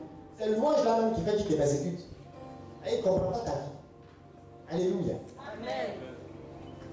Donc, la faveur quand ça agit, c'est plus que basse. Amen. Amen. Vous voyez le monsieur, quand le type insistait, il s'est comporté comme s'il n'avait jamais vu. Il a commencé à détester un monsieur pour qui il avait exprimé une grande pardon. Il y a des gens, votre propre patron, il vous a embauché. Mais pour rien comme ça, c'est lui-même le patron même qui vous met le patron dans la vie. Pourtant, c'est lui qui vous a embauché. On ne sait pas pourquoi. Et il y a plein de personnes, vous voyez, c'est ce qui fait que beaucoup de chrétiens ont du mal à. Ils n'acceptent pas la bonté de Dieu pour eux-mêmes. Donc quand ils voient Dieu faire du bien à certaines personnes, regardez. Regardez les artistes de Côte d'Ivoire. Regardez certaines personnes qui sont caillantes. Regardez même le petit là qui a commencé à faire le buzz. Il y a des gens qui n'acceptent pas ça. Pourtant, quand tu es vieux comme ça, tu es assis là depuis là, quand tu te laves, qui te regarde? Tu mets parfum Dior ou quoi, qui te regarde? En quoi est-ce que tu es fâché parce que, ok, les Ivoiriens aiment s'amuser, les Ivoiriens ils sont comme ça. Il faut prier pour eux, amen. Amen. Mais tu as dit quoi? Vous voyez, il y a une mentalité que les gens font. Il faut que je mette un parfum qui coûte 300 000 quand je me lave. Quand tu te laves et puis tu mets parfum 300 000 et puis tu fais vidéo sur Facebook, parfum là, ça sent sur Facebook. C'est ça qui pousse les gens. Vous voyez, ils n'aiment pas voir les gens heureux. Ils n'aiment pas voir les gens heureux. Même un artiste, il est DJ, il est quoi. Toi, prie pour lui. Il est DJ, et puis par exemple, il danse, la jeunesse l'aime et tout. Et puis bon, je ne sais pas. Il fait des bêtises et tout, mais malgré ça, il avance. Ça, c'est pas la prospérité. Il a 10 voitures. Toi, tu es encore dans les voies. Ou tu es piéton. Et souvent, quand tu viens, tu croises quelqu'un de. Même son danseur est plus prospère que toi. Bon, enfin, moi, j'appelle pas ça la prospérité, quoi. Mais tu es frustré parce que même son danseur, quand tu lui parles de Jésus, il dit tu où? Appelle Jésus. Et danser ici. Mais pourquoi est-ce que tu n'es jamais content de voir des gens heureux? Tu n'es jamais content de voir des gens avancer. Il y a des personnes, ce n'est pas affaire de médicaments, ce n'est pas fétiche, ce n'est pas maraboutage. Vous comprenez? Il y a des personnes qui, même avec le talent naturel que Dieu leur a donné, avancent, vrai ou faux? Bénis Dieu pour ça. Et si tu es trop fâché, prie que Dieu transforme cela à sa gloire, que ce soit pour sa gloire. C'est pas fini. Il chante bien, la jeunesse l'aime, par exemple. Mais si la jeunesse l'aime, que tu intercèdes bien pour lui, qu'il demain il est converti. Pour qu'il se convertisse là, l'amour doit sortir de ton cœur pour l'affecter. Amen. Amen. Mais qu'est-ce qui se passe? L'amour n'est pas dans notre cœur. Si déjà tu es offusqué parce que quelqu'un avance sans être chrétien, là où toi, en tant que chrétien, tu n'avances pas et déjà tu te plains à Dieu, jamais l'amour qui est dans ton cœur ne va réussir à convertir une telle personne. Vrai ou faux? Et tant qu'il n'est pas converti, mais tu ne verras pas la gloire de Dieu aussi. Il va continuer de servir ailleurs. Alléluia. Il continuera de servir ailleurs. D'ailleurs, je vous dis, si vous êtes trop fâché, quand vous voyez des personnes qui n'ont pas votre discipline spirituelle, atteindre un certain niveau professionnel, matériel, financier et tout, même dans la vie sentimentale et tout ça, mais au lieu de vous frustrer, quand vous bénissez Dieu, ce n'est pas pour la personne que vous bénissez Dieu. Vous bénissez Dieu déjà même pour vous. Amen. Parce que le fait de voir que le gars, il ne connaît même pas le nom de Jésus, et puis il a 10 milliards, ça veut dire que toi qui connais le nom de Jésus, 10 milliards ne peut pas être un problème pour toi. Dis Amen. Mais au lieu de raisonner comme ça, tu vas en parler avec l'auteur de tous les 10 milliards. Et l'auteur même des milliards que toi, tu n'as pas encore eu. Comment ça va venir? Comment ça va venir? Il y a des gens qui ne m'ont pas encore compris. Je suis en train de te dire, ok, levez les mains. Qui une fois, tu as... Attendez, qui une fois, tu as ta camarade ou quelqu'un qui a eu une certaine bénédiction que vous ne vous attendez. La personne a eu avant toi. Et quand on t'a annoncé, tu as eu un petit pincement au cœur. À qui c'est déjà arrivé? C'est-à-dire que tu n'as pas été spontané. Mais est-ce que vous savez qu'il y a des gens, leur cœur, vous voyez que ça arrive? Ça arrive, non? Un petit pincement, comme le type là, dont je parlais. Je lui donne garde à nous dans les cheveux. C'est moi-même qui paie ce garde. Oh Seigneur, si tu étais juste, est-ce que c'est pas par moi que tu veux commencer? Je sème, et c'est lui qui récolte. Dieu, tu n'es pas juste. Je dis, le jour où vous allez apprendre à être excité, comme si c'est vous qui veniez d'avoir ce travail, ça va sortir. Amen. Parce que Dieu ne cherche pas, comme on dit, des gens à exploiter. Il cherche des gens à qui relâcher, vers qui relâcher sa bénédiction. Dieu ne cherche pas à t'exploiter. Dieu cherche des gens à bénir. Dis Amen. Amen. Et Dieu, c'est quelqu'un qui cherche des convoyeurs. Dis à quelqu'un convoyeur. Convoyeur. C'est pas convoyeur de sabot. Convoyeur de bénédiction. Ça veut dire que, regardez-vous tout ce qui est dans cette salle. Je peux,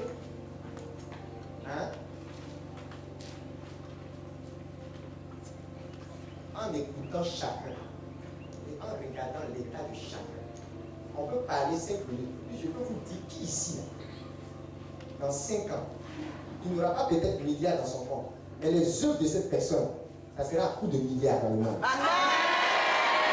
On peut savoir ça sans problème. Même si la personne n'a pas un diplôme, on peut savoir. Parce qu'il y a des personnes, leur cœur n'est pas bon convoyeur. C'est-à-dire que quelqu'un qui peut sauter, quand on lui demande, mais pourquoi mon frère, tu es aussi en joie? Il dit, voici vient d'avoir un boulot. Dis Amen avec moi. J'ai envie de dire, moi ce titre. Là, tu n'as pas stage. C'est pourquoi si tu es en train de se dire. Mais vous voyez, ce genre de personnes qui sont prêtes à se réjouir pour quelque chose qui n'est pas tombé sur eux, ils oublient même qu'ils ont leurs problèmes. Et ils sont contents. Pas parce qu'ils vont bouffer ton salaire, mais sincèrement dans leur cœur, ils sont en joie. Ce genre de personnes, Dieu n'a pas de problème à les bénir. Vous voyez? Parce que l'autre qui ne se réjouit pas du bien de son simple voisin, vous croyez que si Dieu déverse des bénédictions, il y a des bénédictions Dieu vous donne, vous prenez, c'est pas pour vous dire, c'est même pas vous. Il te donne pour que tu puisses transvaser ça, envoyer ça avec quelqu'un d'autre. Mais ton propre voisin, tu n'es pas content de la bénédiction qu'il a reçue. Tu viens faire des retraites à un plan. Tu fais des veillées à n'en pas finir. Les hommes de Dieu te posent les pieds et les mains. Tout à l'heure, avant de il y a l'eau. J'ai envoyé de l'eau. Les lieux saints. Au moins 4 lieux saints. Les saints dangereux. Mais il y a des gens qui vont prendre l'eau. Ça va pas marcher tout. Je ne parle pas de toi. Hein? Je parle des gens qui aiment rester dans leur frustration. Ils ne sont jamais contents de la bénédiction de Dieu. Non. Il y a des bénédictions que Dieu vous donne, ce n'est pas pour vous. Vous comprenez? Il vous donne ça à cause de quelqu'un. L'arroseur sera arrosé. Donc, quel est ton problème? Si Dieu te dit arrose, ne te plaît pas pour dire à quel moment je vais me mouiller. Quand tu arroses, tu te mouilles. Tu comprends? Mais si ton cœur ne peut pas se réjouir pour ton propre voisin, à quel moment Dieu va te faire confiance pour une bénédiction qui peut affecter la Côte d'Ivoire? À quel moment Dieu te fait confiance pour une bénédiction qui peut affecter 2 nations? Vous prêterez à beaucoup de nations sans jamais emprunter. Lisez le verset, Deutéronome 28:12. Ça commence par quoi? Tu as dit Amen parce que tu as entendu que tu as prêté à des nations. Mais tu as prêté à combien d'individus? Une fois à la chapelle ici, je disais, il y a des personnes, ok, je vais les mettre ceux à qui on doit de l'argent. Je vais les mettre, on vous doit de l'argent. Verset. À qui on doit une somme importante.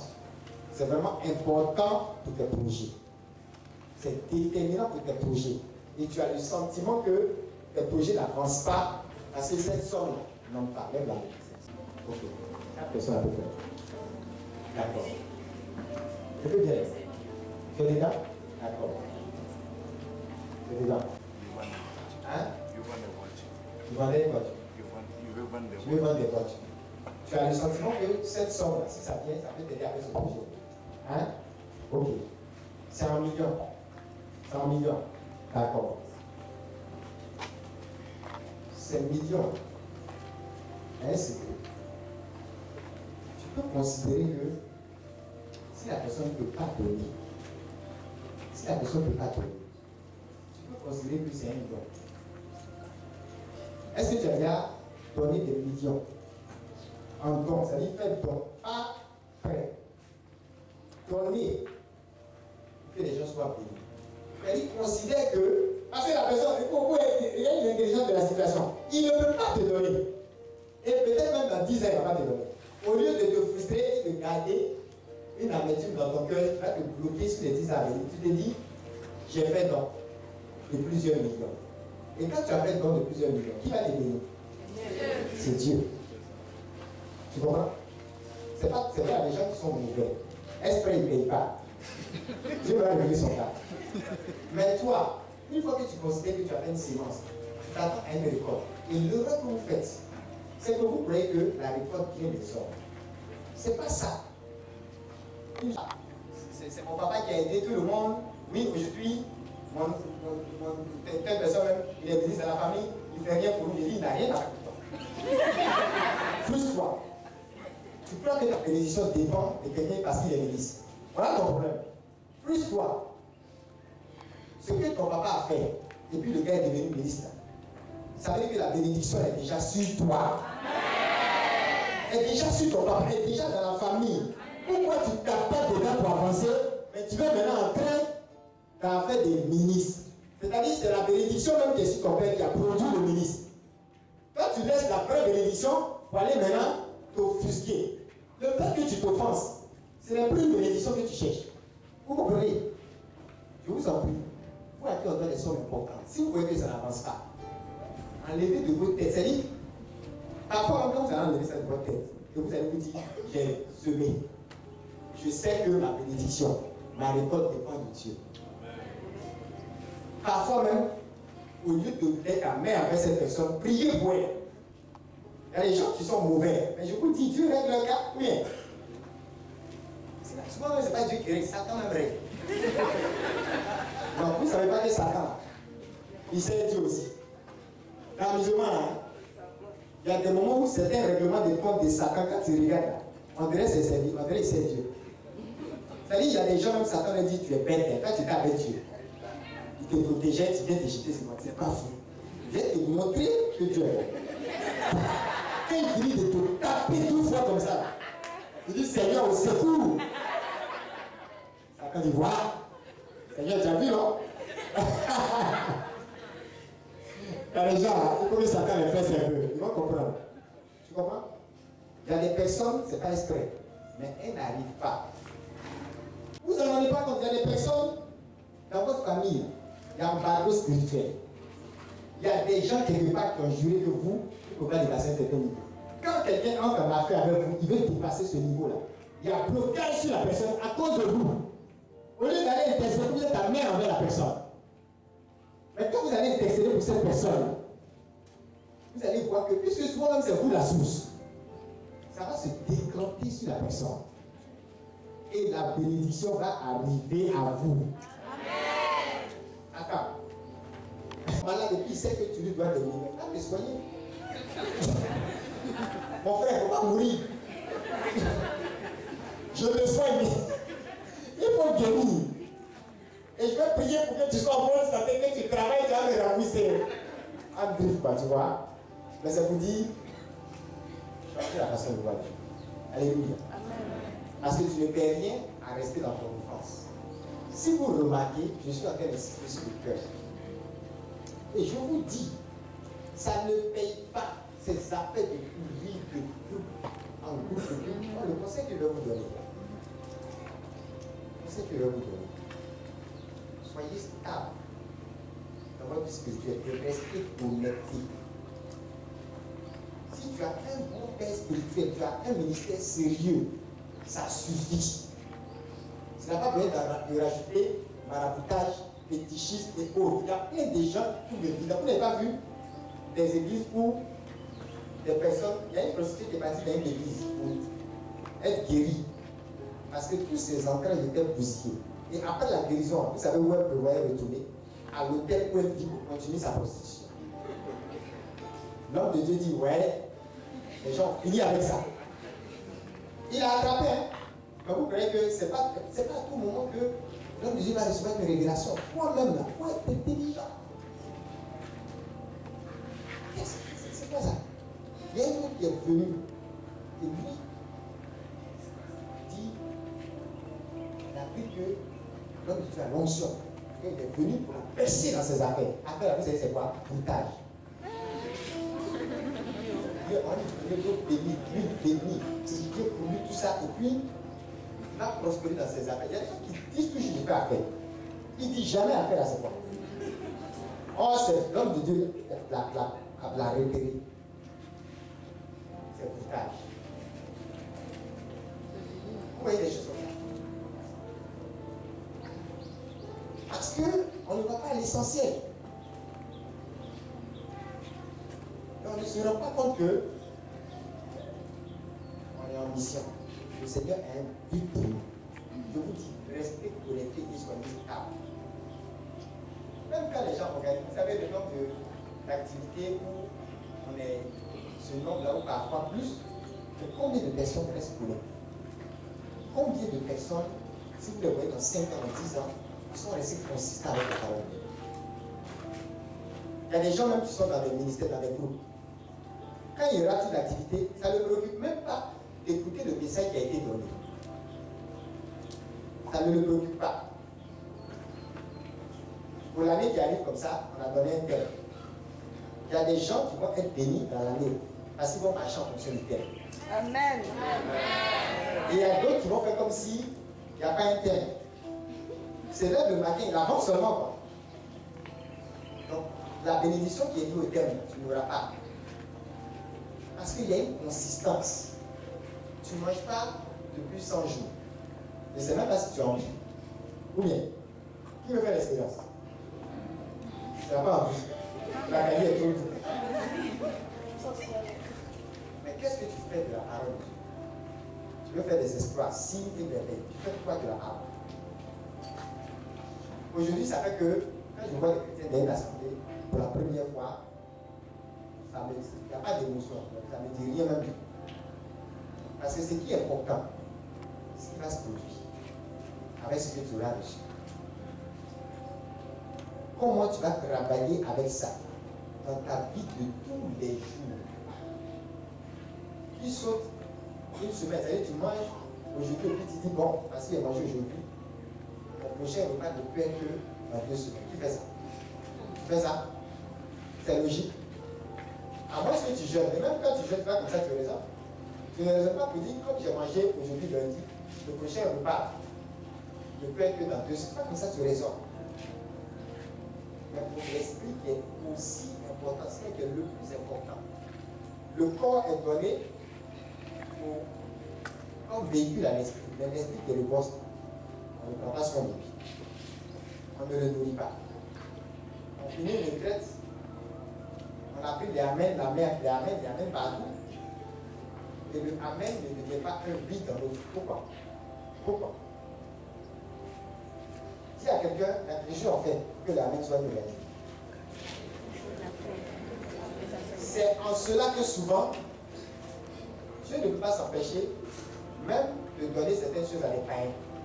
Parce qu'il y a des principes qui fonctionnent avec le Seigneur. Amen. Regarde ton voisin, dis-lui la bonté de Dieu. La bonté de Dieu. Ça n'exclut pas le processus. Ça n'exclut pas le processus. C'est-à-dire, s'il faut passer au désert, il y a désert. Amen. S'il faut traverser la mer Rouge, on traverse. Tu as compris ça? Il y a un processus pour quitter de l'Égypte et arriver à la promise. Et dans ce processus, il y a aussi le renouvellement de ton intelligence. C'est pour ça qu'on dit que le peuple d'Israël était sorti d'Égypte, mais l'Égypte n'était pas sorti d'eux. Regardez comment il parlait. Mais nous, Moïse, en Égypte, là-bas, on mangeait viande, poulet, cabri, sauce cabri, soupe de mouton. Je nous envoie ici, c'est là avec des pains, sans le vin de quoi, petit pois, on ne comprend rien. Regarde, nous, des gros comme ça, là, on vient de manger du pain. Il n'y a même pas de viande. Dieu envoie viande. Ils vont trouver quelque chose à dire. L'eau, ils vont trouver quelque chose à dire. Je suis sûr qu'il y a deux peuples qui ont dit, pourquoi l'eau là, c'est dans le rocher, c'est vidé. Il n'y a pas sûr ici. Il n'y a pas robinet dans le désert. Tu ne peux pas mettre robinet comme en Égypte. Tout ce que les gars disaient, c'était comme en Égypte, Égypte. Ils sont sortis de l'Égypte. Au lieu de regarder où ils s'en vont. Leur tête est derrière. Vous savez ce que Dieu a fait? Il a fini avec tous ceux-là. Une telle génération va entrer dans la terre promise. Il a fini avec eux. Ils sont tous morts dans le désert. Est-ce que vous savez ça? Toute la génération de ces gens qui murmuraient, ils sont restés dedans. Dis à quelqu'un, ne reste pas dedans, mon frère. Si ma soeur ne reste pas dedans. Qu'est-ce qu'il y avait qui sont restés dedans? Les plaintes, les murmures. L'autre chose, c'était l'immoralité sexuelle. Mais beaucoup plus les plaintes et les murmures. Parce qu'ils ne louaient pas Dieu. C'est toute une autre génération d'entrer dans la terre promise. Alléluia. Donc, restez comment? Honnêteté. On ne se déconnecte jamais de la parole. Travaillez avec ce que vous avez reçu depuis hier. Travaillez avec ce que vous allez recevoir à la messe. Jusqu'à demain. Ainsi de suite. Travaillez avec la parole. Ne vous frustrez pas pour rien. Il y a des gens qui parlent, puis le travail arrive. Il y a des gens qui parlent, et puis le pétrole couvre. L'or, l'argent, le diamant couvre. À leur parole, dis à quelqu'un, à leur parole. Et il a dit ça, il a fait ça. Il y a des gens qui ont fermé le ciel. Il dit sinon à ma parole. Il dit tant que je n'ai pas parlé, le ciel ne s'ouvre pas. Vous avez vu Deutéronome 28:12. Donc je veux que, au-delà de ce que je reçois des hommes de Dieu, depuis que tu es arrivé, toi-même ta bouche soit comme la bouche de Dieu. Dis Amen. Regarde quelqu'un, dis sois le porte-parole de Dieu. Sois un prophète. Qui est baptisé ici? Levez les mains. Ah! Donc dis à quelqu'un, assemblée de prophètes. Assemblée de prophètes. Quelqu'un prophète de voix. C'est ce qu'on vous a dit? Parce qu'on vous a dit, que ce soit catholique ou évangélique, prêtre, prophète et roi, on remplit ces trois fonctions. Chacun. Ça veut dire quoi? Tu es porte-parole du Seigneur. Il y a des choses que tu dis, c'est comme Dieu dans le de le dire. Ta parole a une autorité. Il dit, ma parole ne revient pas à moi sans avoir fait quoi? Accompli ce pourquoi je l'ai envoyé. Toi aussi, tu peux parler. Quand tu travailles dans le monde spirituel, au moment, au sens où tu peux parler comme Dieu, ta parole aussi, on peut dire la même chose. Ta parole est envoyée en mission, c'est comme un commando. Il va en mission et il ne revient pas avec la défaite. Il revient non pas sans avoir accompli ce pourquoi il a été envoyé. Ça veut dire que la parole est comment? Est personnifiée. Vous voyez? La parole était Dieu. Le centurion a bien compris ça. Vous vous souvenez, qu'est-ce qu'il a dit? Quand Jésus voulait aller chez lui, il a dit quoi? Qu'est-ce qu'il a dit? On va finir avec ça. Qu'est-ce qu'il a dit? Le centurion. Le gars qui dit seulement un mot. Hein? Il a fait une analogie. Il a expliqué quelque chose. Au niveau militaire, il a dit quoi? Que lui, il a quoi? Des soldats. Très bien. À qui il dit quoi? Va. Et puis ils font quoi? Quand il dit viens, ils font quoi? Donc il leur donne des ordres et puis ils font quoi? Ils s'exécutent. Donc, il dit, mais toi Jésus, tu n'as pas besoin de venir chez moi. Il est en train de dire à Jésus, dis seulement un mot. Ça veut dire, envoie ta parole. Envoie un mot de guérison comme un soldat. Envoie l'ange de la guérison à travers ta parole. Toi, tu n'as pas besoin de te déplacer. De la même façon que moi, j'ai des soldats sous moi. Quand je leur dis, va, ils vont partir. Si toi aussi, tu dis à la parole de partir, la parole va faire quoi? Elle va partir. Il est en train de répéter exactement ce que Isaïe 55 disait. C'est-à-dire que ma parole ne vient pas à moi sans avoir accompli. Ça veut dire que je l'envoie en mission. Dis à quelqu'un, ta parole va en mission. Comme un soldat. Jésus même était choqué parce qu'il dit, je n'ai pas trouvé une aussi grande foi. Il y avait ce gars et puis la femme syro-phénicienne. Parce que c'est des gens qui n'étaient pas, qui ne s'appelaient pas Pierre, qui ne s'appelaient pas Jacques, André. Même Pierre, à un moment donné, il énervait Jésus. Avec ses nombreux doutes. Mais cette dame et ce monsieur a choqué Jésus par leur nom. Alléluia. Vous voyez pourquoi parfois il y a des gens qui ne sont pas tout. Dans après les Dieu, mais le jour où ils rencontrent Dieu, c'est l'explosion, vous êtes frustrés. Premier jour, Jésus même est impressionné par la foi de quelqu'un. Parce qu'il n'a jamais enseigné le gars. Comment est-ce que le gars sait que la parole de Jésus est comme un soldat? Regardez.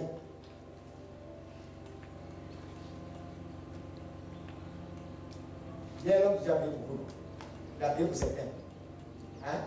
Aujourd'hui encore, je suppose qu'il a prié pour certains. C'est ça? Bon. Si par exemple, il dit, sois guéri au nom de Jésus. Et puis la guérison arrive. Quand toi-même tu réfléchis, une maladie, une boule, quelque chose qui était là, par exemple, ça disparaît. Et puis le gars il a ouvert sa bouche seulement. Ça ne paraît pas bizarre? Tiens, quelqu'un, un soldat est entré dans ton corps. Alléluia! Tu ne sais pas ça? Quelqu'un est entré. C'est-à-dire que si spirituellement, on pouvait imaginer, quand on te dit, tu sois guéri au nom de Jésus. Si c'est le cancer, par exemple, c'est comme si le soit guéri. C'est un ange particulier qui vient et qui a la spécialité d'ôter ce cancer. Amen. Amen. C'est comme s'il y a un être invisible. La parole est personnifiée. Elle agit comme un commando. Dis Amen très fort. Amen. En réalité, c'est ce qui se passe. Au nom de Jésus, soit guéri. Qui est cette personne invisible qui arrive pour ôter la maladie? C'est Jésus lui-même. Vous comprenez? C'est-à-dire que si on pouvait voir dans le monde spirituel, il y a plein qui allaient voir, quand l'homme de Dieu a dit, sois délivré, ils allaient voir, soit la personne de Jésus se délie et gifler peut-être le démon, ou alors voir un ange venir attraper le démon, le lier et le poursuivre même. Alléluia. Amen. Mais c'est fait à la parole, sur la base de la parole. Il a fallu que la parole soit relâchée. C'est pas ça? Il prend la parole. Parce que quand vous louez, vous ne résumez pas ça à la chanson, c'est pas la chanson. Même les chants, il y a des paroles vraies. Qu'est-ce qui fait le poids? Sinon, si cette musique-là, les gens, les DJ ont fini avec ça. Ou bien, ils ont fini, ça attrape plus même la jeunesse.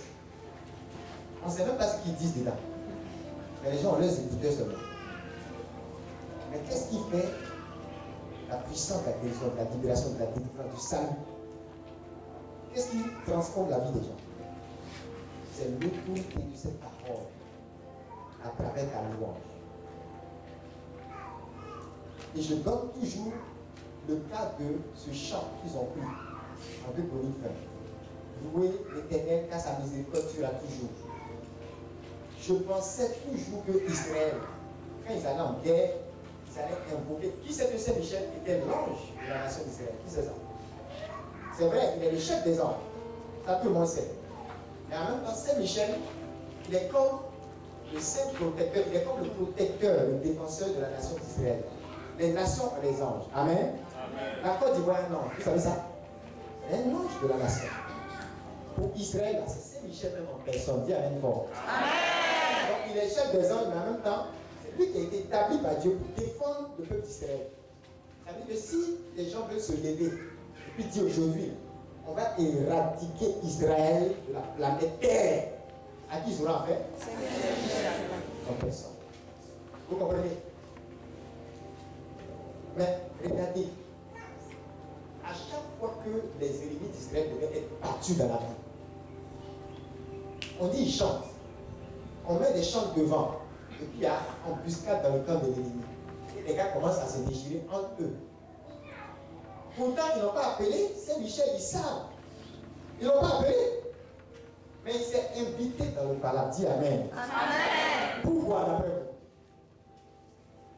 Parce que son boss s'est invité lui-même. Quand son boss est au combat, il ne peut pas rester en arrière. Dis Amen. Amen. Quand on est en train d'adorer et de louer le boss, les serviteurs ne peuvent pas rester derrière. Dis Amen. Amen. Dis à quelqu'un, quand le boss est en train de danser, même si les serviteurs ne savent pas danser, ils dansent quand même. C'est la foulée. Voilà. Ils vont, même, au moins ils vont se lever. Alléluia. Amen. Parce que Dieu était loué. Et j'ai dit, c'est un gros secret pour l'année. Saint-Michel et Saint-Padre Pio sont les saints patrons 2019 pour notre mission.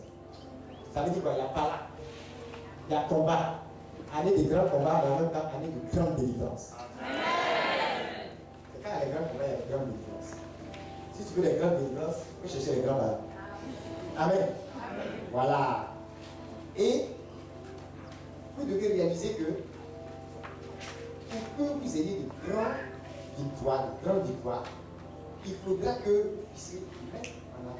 Vous allez devoir mettre en avant la puissance de la loi. Vous devez adorer Dieu, vous devez louer Dieu, vous devez élever Dieu. À des moments donnés, tu dis à un ange de venir et puis il ne vient pas. Tu sais pourquoi? Parce que lui, il a une fonction. Il est un esprit envoyé par Dieu pour faire un ministère en faveur des saints. Donc, il est là pour faire un ministère en ta faveur. D'accord? Mais il est envoyé par Dieu. Donc, tant que ton cœur n'est pas un cœur qui loue Dieu, qui adore Dieu, il n'y a pas moyen par lequel il va être heureux de se retrouver en train de te favoriser à quelque niveau que ce soit. Amen. Amen. Donc, les anges sont. C'est pour ça que les anges sont puissamment activés. Quand on regarde la vie d'Israël, ils sont puissamment activés par la loi d'Israël. Et un jour, le Seigneur a créé mon attention pour dire si la nature de vos ennemis et puis les armes physiques étaient plus puissantes que la louange, je n'allais jamais dire et permettre qu'on mette des chars devant une armée. C'est les chars qu'on allait mettre devant. Parce que quand tu lis la Bible, il y a eu des moments où Israël a eu peur de certains peuples parce qu'on dit qu'ils avaient des chars en fer. Qui a déjà vu ça? Il y a des peuples qui avaient des chars en fer. On dit des chars en fer. Vous pouvez voir ça dans la Bible. Et parce qu'ils avaient des chars en fer, Israël même avait peur. Mais pourquoi Dieu ne leur dit pas fabriquer des chars en fer et de désarmer? Ils ont leurs armes et Dieu dit vous restez derrière et c'est les chants qui sont derrière. Ils vont au combat comme si la flûte, la guitare, les pianos sont plus puissants que les calaches. Donc quelqu'un n'a pas compris la leçon. Alléluia. Quand tu vas entrer dans cette révélation, tu vas arrêter d'être frustré. L'ange, il est envoyé par Dieu pour te servir. Il n'est pas ton serviteur, il a une nuance. Amen. Non, qui a compris ça? C'est Dieu qui sait haut. C'est auprès de Dieu qu'il est haut. Quand il vient vers toi, c'est quand il est envoyé par Dieu. Oh Dieu ne peut être heureux de les envoyer quand il est loué. Fais la promotion de Dieu. Fais son atalapi. Tu as compris?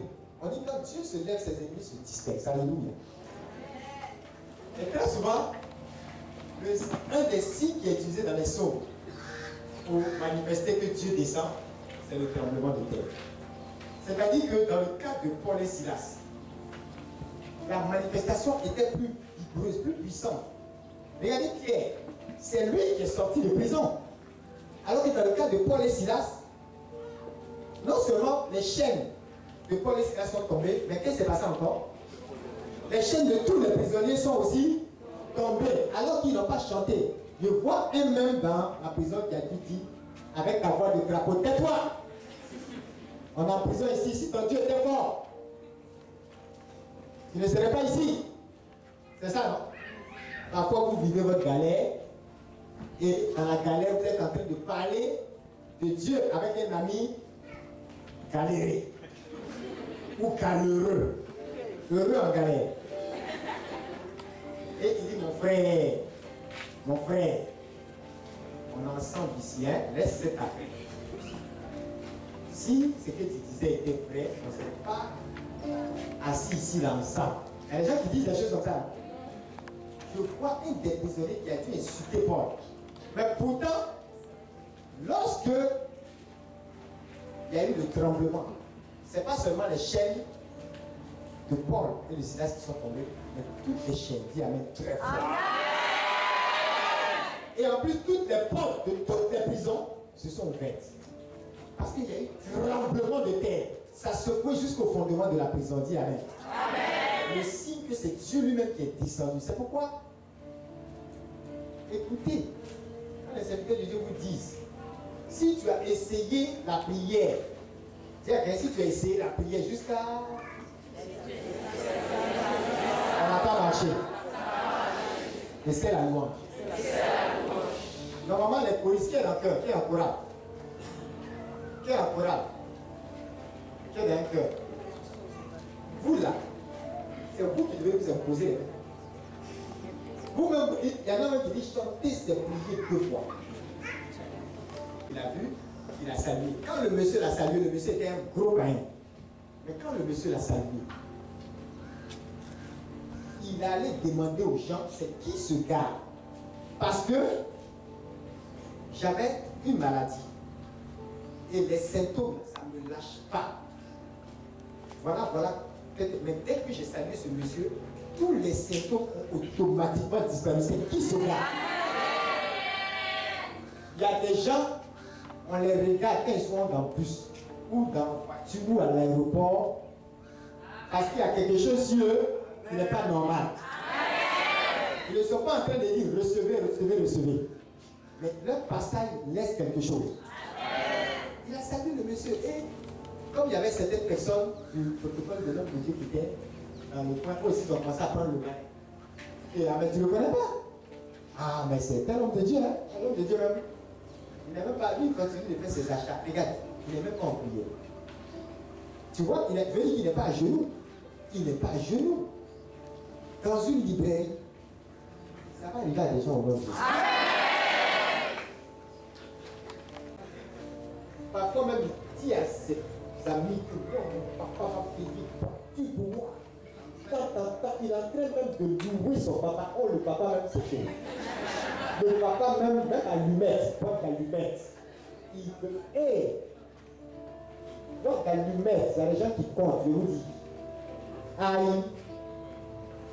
L'eau que tu gaspilles, il y a des gens qui font. Mais l'enfant, dans tout ça, va louer son papa. Attends. Non, mon papa va payer une maison. Ton papa même est en maison en bois.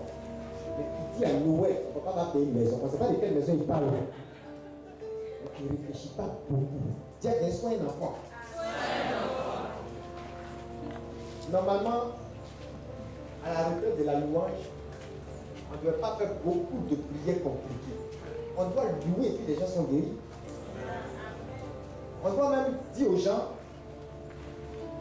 faites de votre cœur la salle de louange et les laisser expérimenter ça jusqu'au lendemain. Je vous dis, il y a des familles qui n'ont même pas votre niveau spirituel ni financier ou rien. Mais ils savent que quand ils vont atterrir ici, souvent même ils veulent frapper les équipes. Parce que quand je dois délivrer, il sait que s'il met le pied, c'est fini. Et c'est ce qui se passe pour eux. Tu as mis le pied depuis hier. Ou bien depuis tout à l'heure. Dis à quelqu'un, est-ce que c'est fini? Ou bien tu attends quelqu'un qui va venir faire finir ça. Dis à quelqu'un, déjà, c'est fini. Alléluia.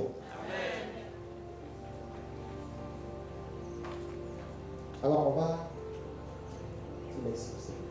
Tout simplement. On dit merci au Seigneur. Tout simplement. Alléluia. Nous vous encourager à ne pas dire à quelqu'un, nul ne peut plaire à Dieu sans la foi. Je t'ai pas entendu? Nul ne peut plaire à Dieu sans la foi. Oh, la louange est aussi une preuve de ta foi. Parce que lorsque tu loues Dieu, et on a l'impression que toi là, tu n'as pas de problème. Une dame louait Dieu un 31. Et les gens lui demandent, mais Tati, il faut nous donner la bonne nouvelle aussi. Parce qu'ils n'ont rien compris. Elle a perdu son mari dans la même année. Sa voiture, son travail. Donc pour eux, si elle loue Dieu de cette façon, c'est que peut-être son mari est ressuscité. Et Dieu est la raison pour laquelle je ne suis pas perdu. Et tant que je ne suis pas perdu, mais je peux être restauré en toutes ces choses-là. Alléluia. Regardez les gens. Comment ça s'est multiplié après ce qu'ils ont perdu. Mais la femme de Job, regardez ce qu'elle disait. Maudit Dieu et meurt. Et si vous avez remarqué, vous avez vu comment Job l'a ramassé. Si vous avez remarqué, lorsqu'on parle de la restauration de Job, on dit non, par exemple, c'est mouton. Si c'était 10, c'est devenu 40. Son argent, si c'était 5, c'est devenu 100. Mais on ne parle pas de sa femme. On ne sait pas où elle est passée. Peut-être dans le processus, elle a été remplacée. Et je suis convaincu qu'elle n'a pas goûté à la nouvelle gloire de Job. Dis à quelqu'un, ça ne sera pas ton cas. Parce que ton cœur sera la salle de louange. Tu ne rateras pas la seconde gloire qui arrive pour toi. Si on dit maudit, quelqu'un te dit maudit Dieu meurt. Ça veut dire que tu peux bénir Dieu et vivre. Amen. Quelqu'un n'a pas compris. Pourquoi c'est bénir Dieu et vivre? Quand quelqu'un te dit maudit Dieu meurt, dis lui, moi je bénis Dieu, je vis. On dit le juif vivra par la foi. C'est pas par le placani ou le vide. Ça fait, c'est pour ça qu'on dit, tu es rassasié par le fruit de tes lèvres. Je pensais qu'on allait dire, tu es rassasié par ce qui entre dans ta bouche. Or, on dit ce qui sort de tes lèvres, de ta bouche, c'est ce qui te rassasie. C'est un peu bizarre. Tu vois, toi qui dis que parole, c'est pas travail. C'est travail où? C'est travail. C'est travail. Pourquoi est-ce que même un objet qui est béni, ou quelque chose qui est béni, pourquoi ça peut affecter la puissance intérieure? Parce qu'il y a une parole dessus. L'objet n'est rien du tout. Mais la parole qui a été relâchée. Vous voyez un peu? Que ce soit dans le milieu catholique ou évangélique, dans le milieu catholique, il y a par exemple la notion de relique, quelque chose qui a été en contact avec un saint, un objet qui appartenait à un saint. Quelque chose qui était en contact avec ça, Satan peut avoir peur de ça. Parce qu'il y a transfert dans son dialogue. Donc, ça, c'est connu. Au niveau évangélique, nos frères utilisent parfois des mouchoirs. L'homme de Dieu proclame. Lui, l'eau, comme dans le milieu catholique, c'est quoi? C'est la parole qui fait la différence. Ce qui fait qu'il y a un stade où l'habit même tu as porté, tu es venu à la retraite, tellement tu as proclamé, tu as déclaré. C'est-à-dire que tes paroles mélangées à la sueur. Quand un sorcier veut prendre l'habit d'appoiler, faire quelque chose, il regarde, il dit, la sueur qu'il y a dans ce habit n'est pas normal. Alléluia. Parce que c'est une sueur qui s'est dégagée quand il était en train de proclamer des paroles de Dieu. On ne peut pas le tuer. Alléluia. Alléluia. Est-ce que tu es prêt? Je veux que tu déclares une grande chose sur ta vie. Et que tu loues Dieu pour ce qui fait de ton cœur l'une des plus hautes salles de louange que le monde peut connaître. Alléluia. Tu es prêt à le faire? Tu es prêt à le faire? Dis Seigneur, dégage mon cœur. Dégage mon cœur.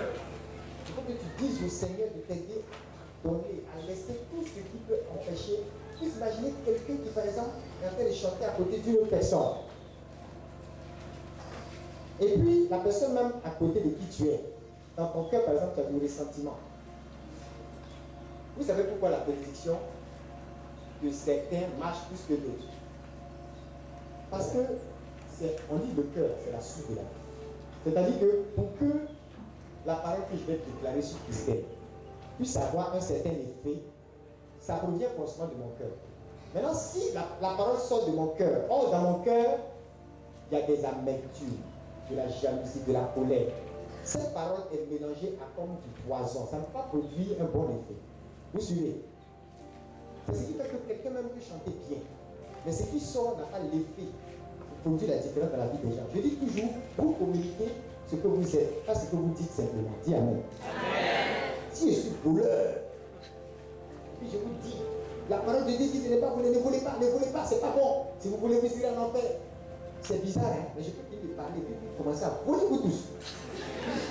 On dirait même que c'est en train de voir des relations, parce que ce que je suis là, c'est ce qui va se dégager. La parole là, c'est pas juste, c'est pas de l'amusement, ça part de mon cœur. Et ça arrive à toi avec ce qu'il y a dans mon cœur. C'est ce qui fait la différence. C'est ce qui fait qu'on vous demande de protéger l'onction de vos pères. Par exemple, si un prêtre est là, au moment où il doit faire la messe, tu le fais babader sur des choses inutiles. Et puis il fait la messe, il n'est pas content. C'est vrai, Dieu agit, hein. Mais vous voyez, quand quelqu'un te bénit avec son cœur, il n'y a pas une différence. Il y a une différence, non? Tu vois? Un enfant, il fait babader son papa parce qu'il ne va pas à l'école. Le papa dépense, l'enfant fait école visionnaire. Le papa parle, le papa parle. Donc, à force de beaucoup parler, au lieu même que ce soit des paroles de bénédiction, c'est aussi grâce. Et souvent, le diable même attend ces mauvaises paroles-là pour travailler.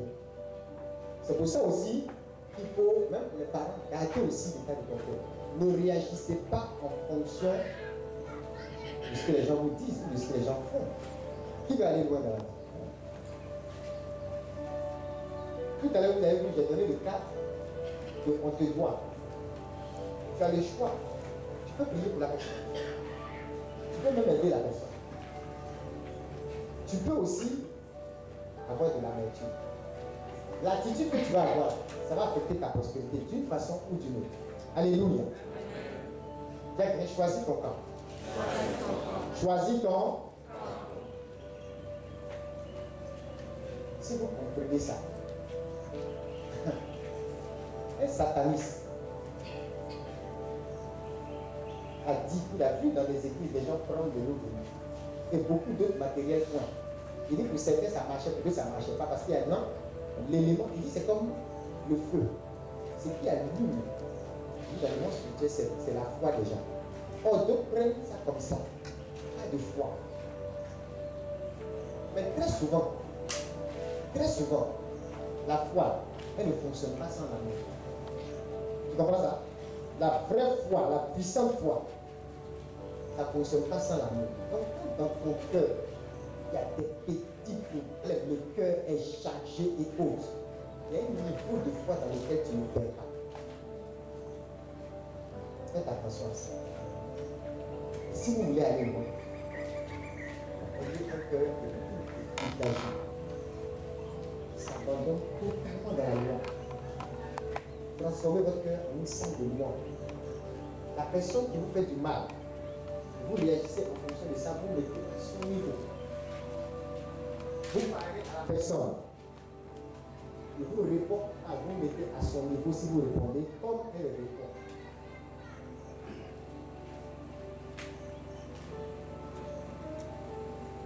Dieu est quoi? Amour. Je prends l'exemple de la prostituée. Parce qu'il y a des personnes, par exemple, dans leur couple, qui ne pardonnent jamais. Même d'autres même ne sont pas mariés. Déjà, dans la Bible, il n'y a pas de copain-copine. Mais eux disent que sont copain-copine. Mais dans copain-copine, déjà, ils ne se supportent pas.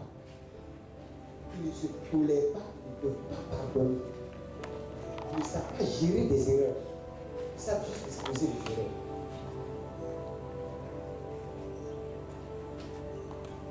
L'état de ton cœur. C'est l'état de ton cœur. Vous allez dire à quelqu'un qui est fâché.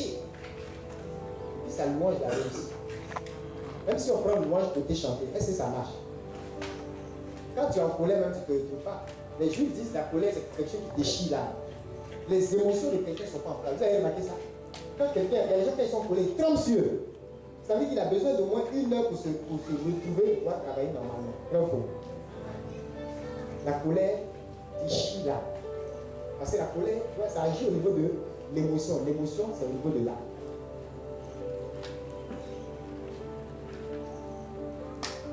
Gardez votre âme intacte. Gardez votre âme intacte. J'insiste et j'insiste. Alléluia. La foi ne fonctionne pas sans quoi? L'amour. Et le siège de l'amour, c'est où? C'est le cœur.